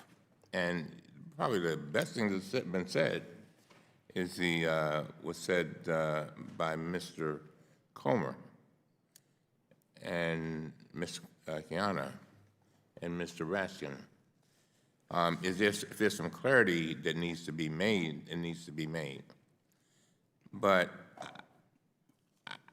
it concerns me that we've gotten so far from the basic principles of obedience to the law, of the law. I mean, I feel... Will the chairman yield? No, I will not yield. I mean, we've gotten to a point where it seems like it's normal, it's okay. Well, it's not okay. We do not teach our children to lie. We do not teach them to disobey, we do not teach them to disobey the law. And what we're trying to do, I don't know what we're supposed to do. We're supposed to, when we see somebody from your office that comes to us and says, or puts out in the universe, that somebody has basically thumbed their nose at the Congress. It's not just Democrats. It's all of us. And I think it does erode our democracy. I think it does take away from it. Mr. Chairman, whose time are you speaking on? Mine. I have a point of information. Yeah, you're welcome. Point of information? No. Who am I talking to? Mr. Cloud. Yeah, Mr. Cloud. Has Ms. Conway been convicted of a crime? Because your statement seemed to insinuate that it has. My understanding was that this is a discussion as to whether she has committed a crime. Yeah, that's exactly right. I'm talking about a general, I'm talking about generally. We are getting to a point where it seems that the whole idea of when we've been brought allegations, in the past, let me just clarify something. You weren't on this committee, but I can tell you, buddy, let me tell you. I was not here in the past. I'll admit that. I'm sorry? I was not here for any past discussion. Yeah, I can tell you. It would be holy hell in here, all right? So I just wanted to make that observation, that's all. We're better than this, as Mr. Meadows has stolen my phrase again. But it was a good one, Mr. Chairman. Mr. Lee. Thank you so much, Mr. Chairman. You know, no one reports to Ms. Conway probably, and she doesn't run any federal programs because she's campaigning on taxpayer dollars. Are you aware she gets paid $179,700? I think that's the maximum. Yeah. Mr. Kerner, under the Hatch Act, a federal employee may not engage in political activity while on duty, or, and I quote, in any room or building occupied in the discharge of official duties by an individual employed or holding office in the government of the United States. Does that basically mean the grounds of any federal building, government building? Yes, but that's also the provision that doesn't apply to her. Okay, So does that's that the one we're include, talking about. does it include grounds of the White House? Does Yes. it apply to her? Why is it important that federal employees do not engage in political activity while they are on grounds of a federal building? Yeah, that's exactly the issue we talked about earlier. If we're going to have a depoliticized workforce, Yes. we can't have people running around campaigning all day long while they're supposed On to be doing taxpayer the- dollars. Correct. Yep. OSC found that on multiple occasions, Kellyanne Conway engaged in political activity during press interviews on White House grounds. Is that correct? Yes, using her official authority, yes. And I hate wanting to go through this clip, but we got to go. So there's a clip, interview on April 24, 2019, that I like to show my colleagues. Bernie Sanders has a lot in common with Donald Trump, which is he doesn't really care what his party thinks about his candidacy at this point in the primaries. He's connecting directly with the voters. He's raising small dollar amounts. The only difference between Bernie Sanders and Donald Trump is Bernie Sanders' ideas are terrible for America, and Donald Trump was a much better candidate, had connective tissue with the people. And so I think Biden will be seen as the alternative to Bernie Sanders, but he's got a lot of people in his way. And look, old, white, male career politicians like Bernie Sanders and Joe Biden is not exactly what the Democratic Party had in mind for 2020. Bernie Sanders. Mr. Kerner, based on that video, do you agree that Ms. Conway appears to be on White House grounds when she's making that statement? It does appear that way, yeah. Is she campaigning? It seems, I believe this was one of the violations we found in our report. Yep. OSC noted that in a report released June 13th that Conway, quote, appeared in front of the White House. Mr. Kerner, the news clip also identified Ms. Conway as, quote, a counselor to President Trump, correct? Yes, counselor to the president, correct. When you see the text in the news clip with the title counselor to the President of the United States, is that factor that supports that Ms. Conway is speaking in her official capacity? Yes, it does. OSC found that this interview violated the Hatch Act, correct? I believe so, yes. Can you explain what it was about Ms. Conway's comments during this interview that violated the Hatch Act?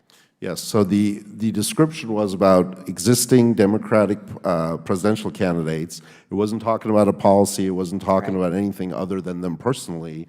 And she was on White House grounds. OSC has found that she was using her official authority to talk about election-related incidents, which she's not supposed to be doing. And it's obvious that Ms. Conway was willfully and openly disregarding the law on federal premises in public view.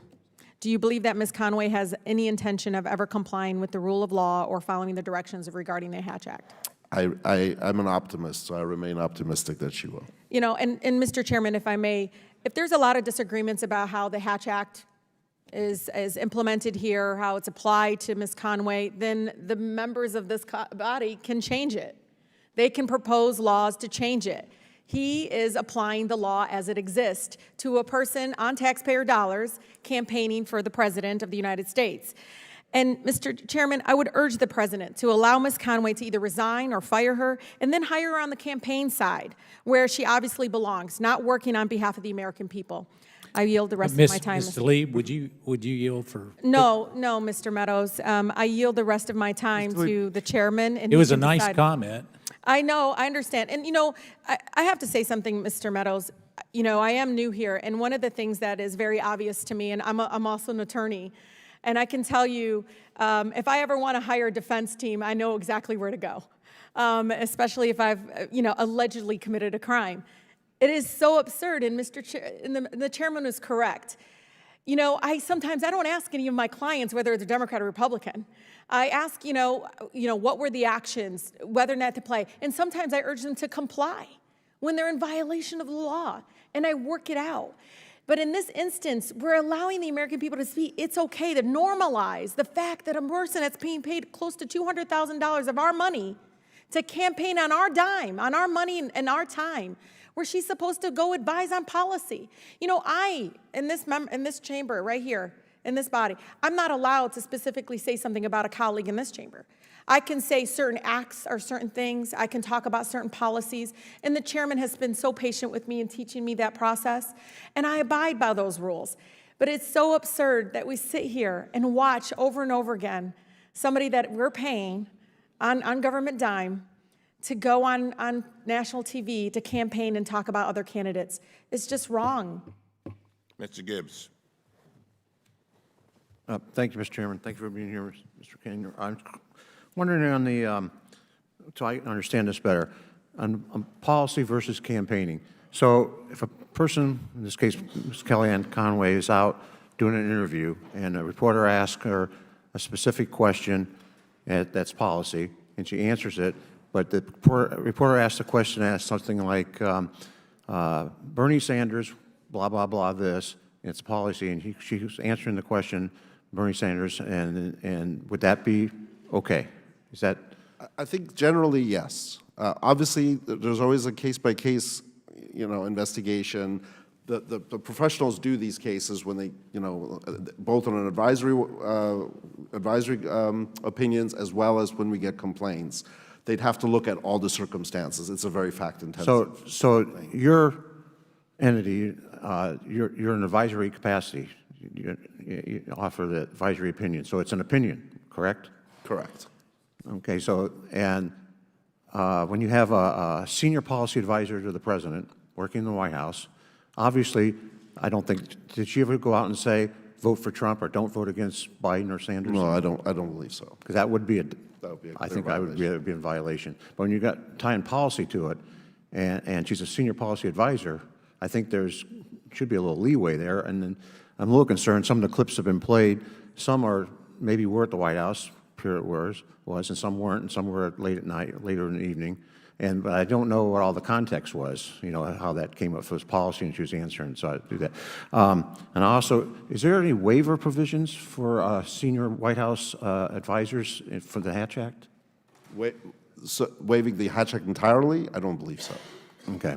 There are waivers of other guidelines, but they specifically exclude the Hatch Act, so you're not waived. Now, the provision that Mr. Meadows has cited does set up a system where she's not bound by the on-duty prohibitions. So she can engage in various political activities on duty, but they still have to be permissible, and using her official authority to do campaign work is not permissible, so she can't do that. Yeah.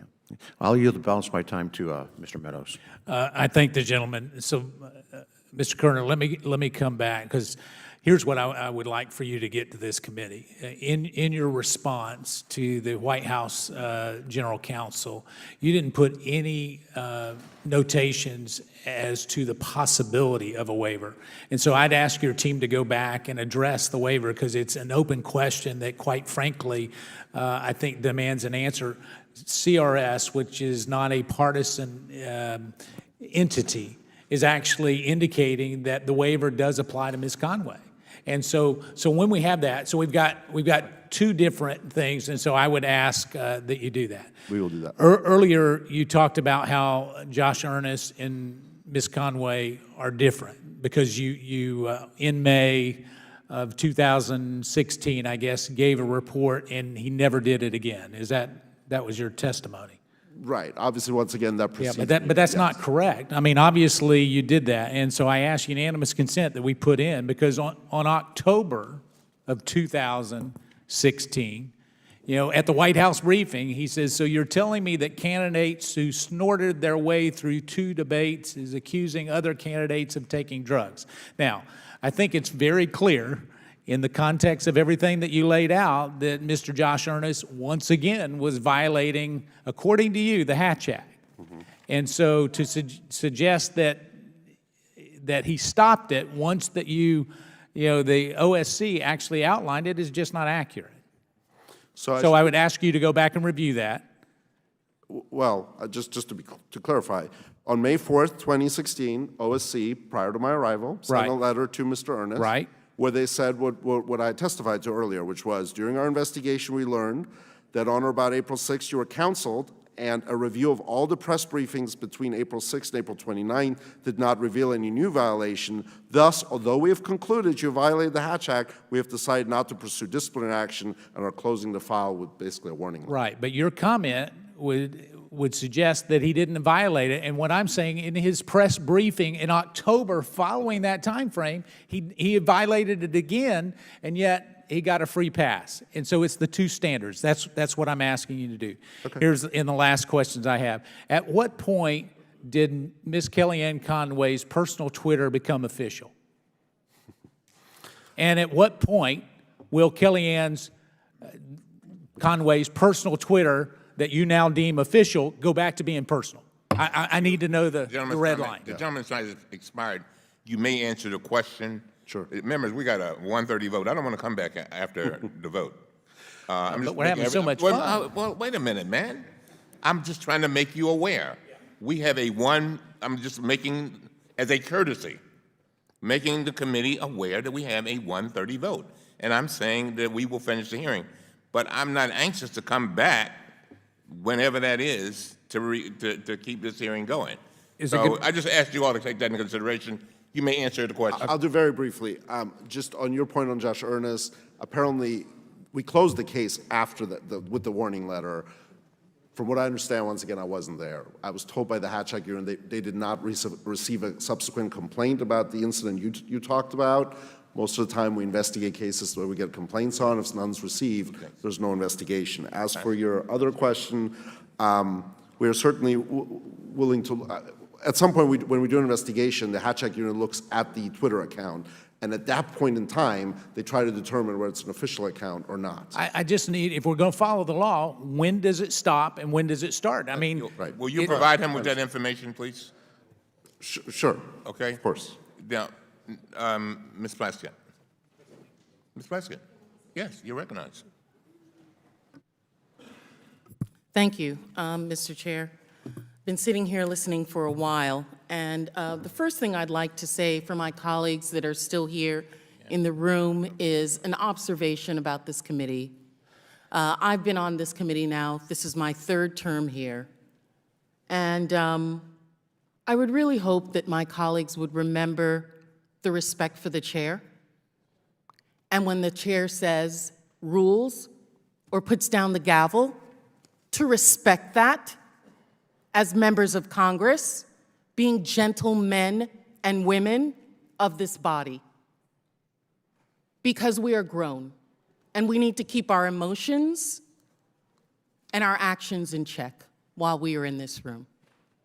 That's just a plea and an admonition of my colleagues. Mr. Kerner, I wanted to ask you a couple of things. You said that you were not in this office previously, and there's been some discussion about the Obama administration. I understand that you weren't counsel during there, but the OSC did not recommend that President Obama fire Secretary Sebelius or Secretary Castro, but did recommend that President Trump fire Kellyanne Conway. OSC did not give a specific recommendation for discipline in its first report to President Trump about Kellyanne Conway. Is that correct? Just appropriate discipline from the statute, yes. And initially, Conway was treated just the same as other officials. The difference is now that Conway refuses to change her behavior and President Trump refuses to discipline her. Is that correct? Yes, that's correct. And your motivation in having this is because you're doing your job. Is that correct? Yes, that's correct. The job that the president appointed you to. Correct. And the fact that this president, President Trump, appointed you to this position means that it's a little uncomfortable for you to be disciplining or recommending this of your own side. Is that not correct? To tell you the truth, I don't feel like I really have a side at this point. I'm an independent agency head. I try to be as nonpartisan as possible. So that's interesting because I've been in your position. I was counsel on the House Ethics Committee where we had to be nonpartisan during the time that we were there. We had members on both sides of the aisle. And you have to act in that manner. Afterwards, I actually went and worked in the Bush administration, the Justice Department. But the time that you're there, you act in a manner that's nonpartisan. So in doing that, and because you are in that position now, do you believe that Ms. Conway has in fact violated the law? Absolutely. And if an individual allows her not to face those charges, are they in some respect aiding and abetting that individual in continuing to be in violation of the law? You know, I would, as a former criminal prosecutor, I would stay away from aiding and abetting. I think that sounds more like a criminal case.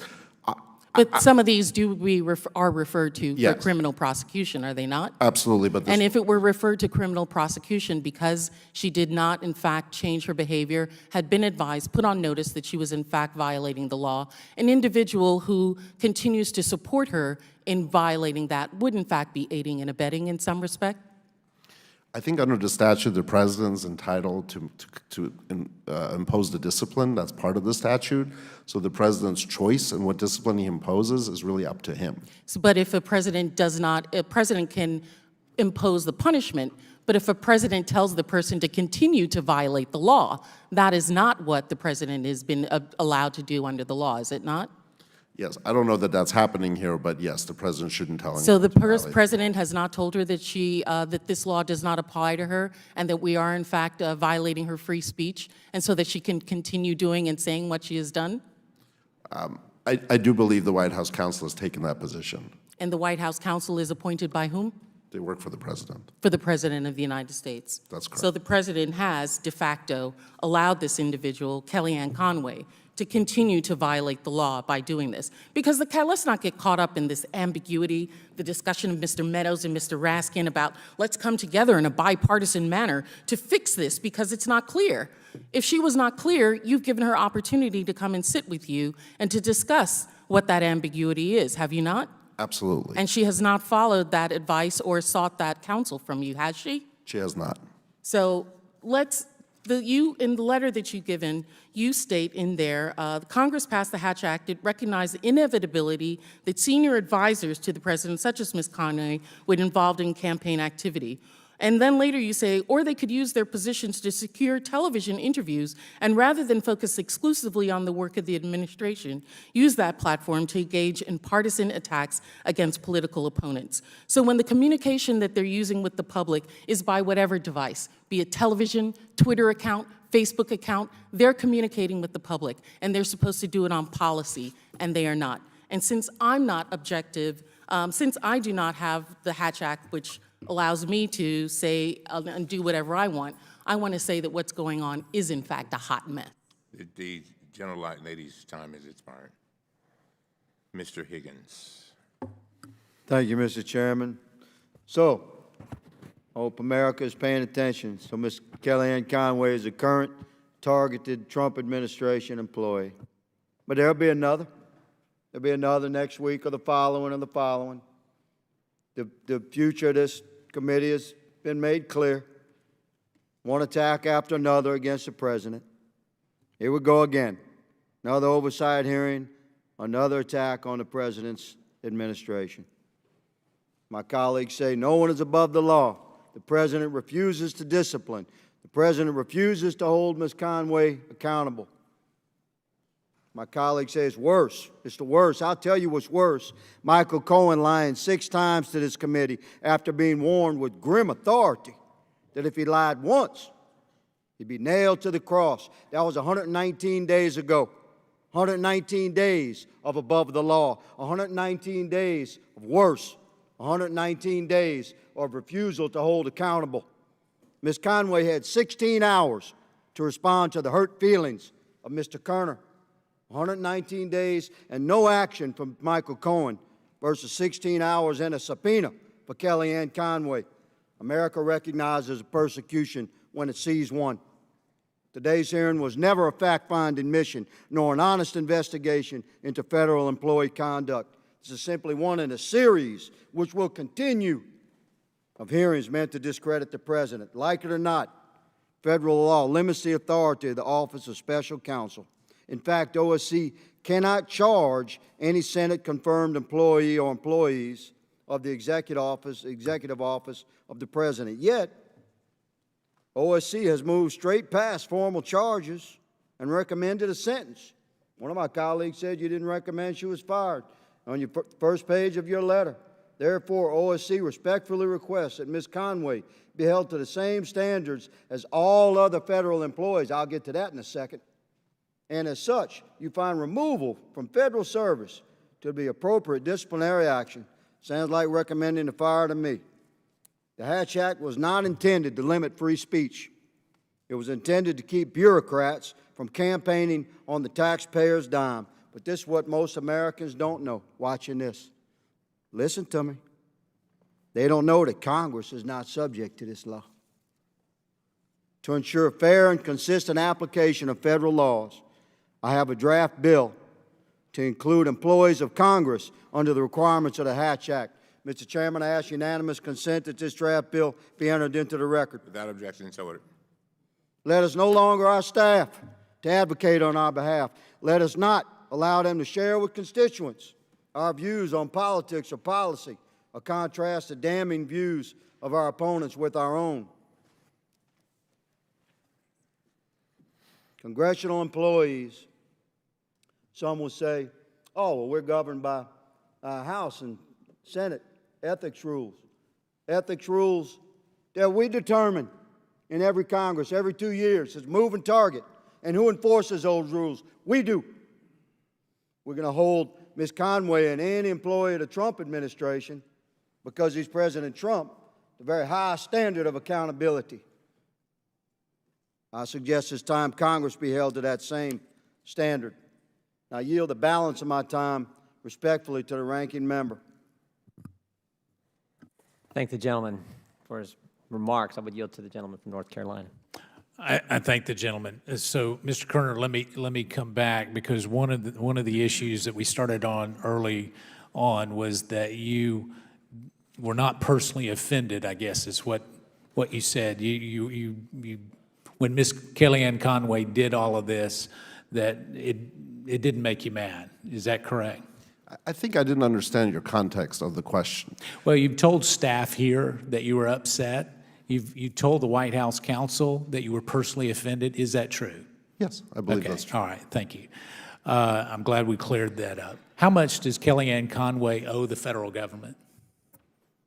How much does she owe the federal I mean, government? you're saying that she's in violation of this federal law. I mean, Ms. Sebelius had to pay back money. How much does Kellyanne, to make this all right with an apology and paying back the federal government, how much does she have to pay back the federal government? Well, you know, Secretary Sebelius, the reason she had to pay money back is that she used official funds for a campaign visit. So That's all not you're the saying case is here. that Kellyanne doesn't owe the federal government any money, is what you're telling me? I think our case with Kellyanne Conway is concluded. We send a report to the president, which is what the statute requires. The president exercises his discretion. Yes or We're no, done. does she owe money to the federal government?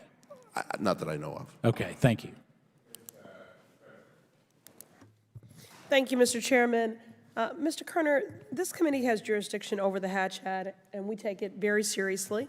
Given her absence here today, it is clear that Kellyanne Conway, a senior advisor in the White House, does not share that outlook, nor does she take it seriously. It would appear that she, like the boss she serves, believes herself to be above the law, but she certainly is not.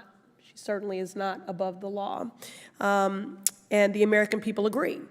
I ask unanimous consent to include written testimony in a petition from Citizens for Responsibility and Ethics in Washington, which includes 30,000 signatures from people across the country, including dozens from my district, the Massachusetts 7th, asking for her termination. Just before I move ahead, I did just want to speak to some comments that were made by my colleagues across the aisle, just to clarify. To the earlier point, CREW is a bipartisan organization. It includes 2 former members of Congress on the board, so this isn't about partisanship. This is about ethics and the law, and you are correct. We will continue to be here and return here and have members of this cabinet and affiliated here as long as they are in violation of the law, because we are here to perform oversight and reform. Before I begin my formal line of questioning, I wanted to show you a clip of Ms. Conway's reaction to your independent report, which found she violated the law dozens of times. The Hatch Act prohibits partisan political activity by federal employees. You're covered by the Hatch Act, and in fact, the Justice Department's Office of Special Counsel found that you've twice violated the Hatch Act in 2018 while speaking about the Alabama special senatorial election. And I didn't. They actually misquoted my interview. Actually, Brian Kilmeade on Fox and Friends said, "So vote Roy Moore," and I said, "No, I'm not saying that. I can never say that." So you have to go back and pull the full quotes. I know it won't fit in a tweet, or it won't fit in a text, or it's not an exciting soundbite or a chyron, but you have to go get the facts. Quoting the Office of Special Counsel, which says that I don't really care. Listen. mixed official government business with political Blah, blah. purposes Listen. candidates in the Alabama special election. Blah, blah, blah. Right. I'm sorry, are you talking about something from a year and a half ago? Do you have a relevant question for today? Because I'm happy to answer today. No, I think you're worried. I think what worries you is that the front runner, Joe Biden, has a record longer than I've been alive of views and issues that now seem pretty out of touch and outrageous to what the Democratic primary base has become. If you're trying to silence me through the Hatch Act, it's not going to work. I'm not trying to silence you. The Office of Special Counsel said you violated it. Is Roy Moore a standalone case, or should we expect? Let me know when the jail sentence starts. Mr. Kerner, what is your reaction to that clip? Well, Mr. Meadows has been asking me about this clip all day. So what I was trying to convey was, obviously, I felt this was a finger in the eye, but I took professional umbrage. So as a head of an agency that enforces the Hatch Act, I was disappointed. That was one of my main emotions, because it just seemed clear that we were not going to get compliance from Ms. Conway through this process. And that was disappointing to me because one of my goals is to get people into compliance with the law. And because Ms. Conway refused to testify here today and was a no-show, we cannot hear from her directly as to why she did what she did. Mr. Kerner, do you believe Ms. Conway is simply ignorant of the law and the rules about what she can and cannot do under the Hatch Act? No, I do not. Thank you, I agree. To your knowledge, do all White House officials receive training on the Hatch Act? Yes, I believe they do. Your report identified multiple instances where the Office of White House Counsel provided Hatch Act guidance to Ms. Conway. During 2017 alone, Ms. Conway received training or guidance on 6 separate occasions. Mr. Kerner, does that sound about right? Yes. All right. So, for example, on January 24, 2017, immediately after the inauguration of the occupant of the White House, Ms. Conway attended a senior staff ethics training that discussed the Hatch Act. On March 1, 2017, Deputy House Counsel Stefan Pasentino met individually with Ms. Conway to provide specialized Hatch Act training. Does every federal employee get the benefit of one-on-one Hatch Act training? No, I don't believe so. Okay. In December 2017, the White House Counsel sent an email to all White House employees with guidance on the use of official resources and official media accounts. That guidance said, and I quote, you may not use your official position to affect the results of an election, unquote. So let me get this straight. Ms. Conway even violated the guidance the White House itself provided employees. That's correct.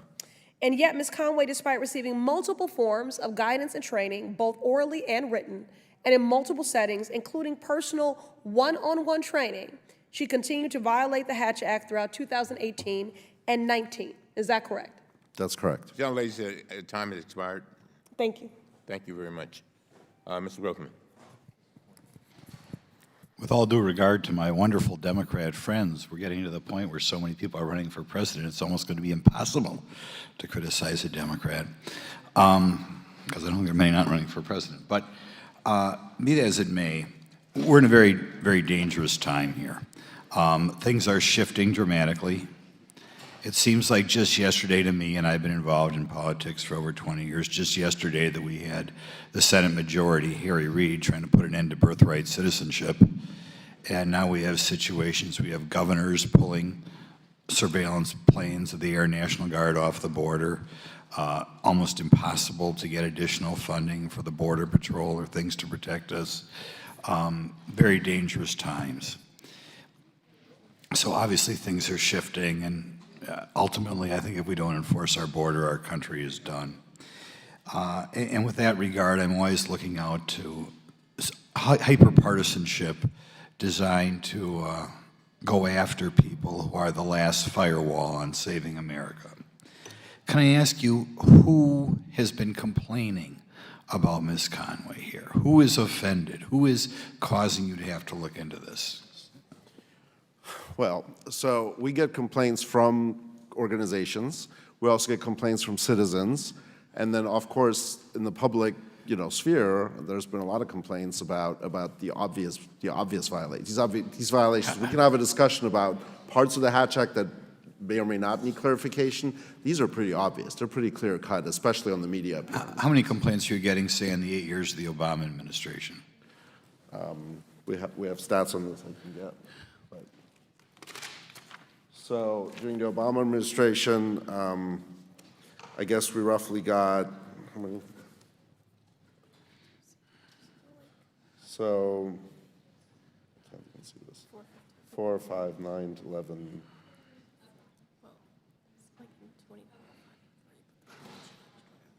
Right.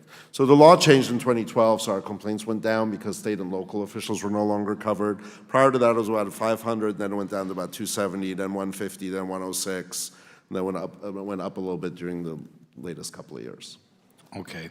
And during the saving the Trump administration, can I ask who was second or third in line in number of complaints they received? Other than Ms. Conway, you mean? Yeah. Know that. I did want to point out one more thing, which is we get complaints from citizens, from organizations. We also get complaints from Congress. We get complaints from the House and the Senate.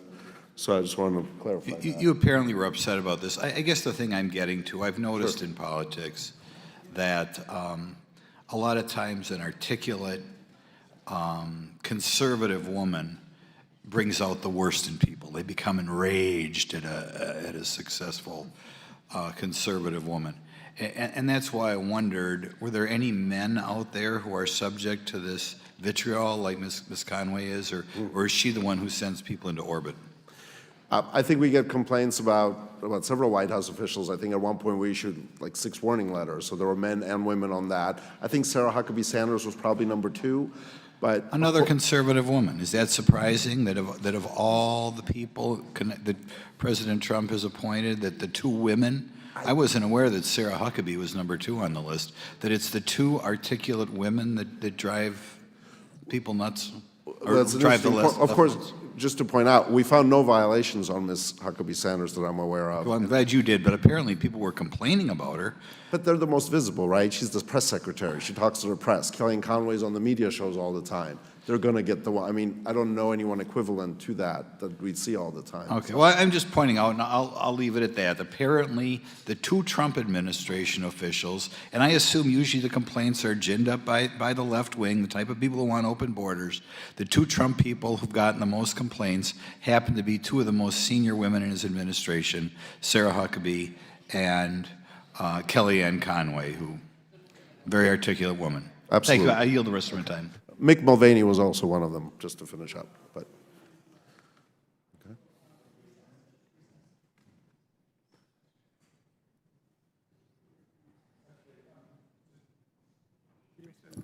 The committee will stand in recess until after votes. The committee will be notified as to when. Thank you for your testimony. Thank you.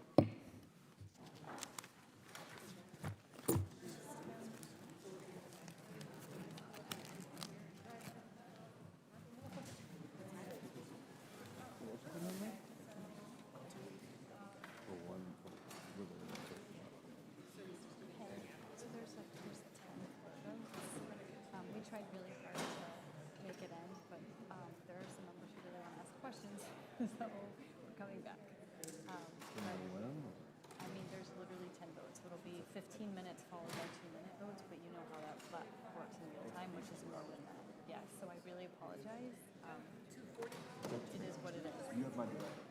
So, yeah.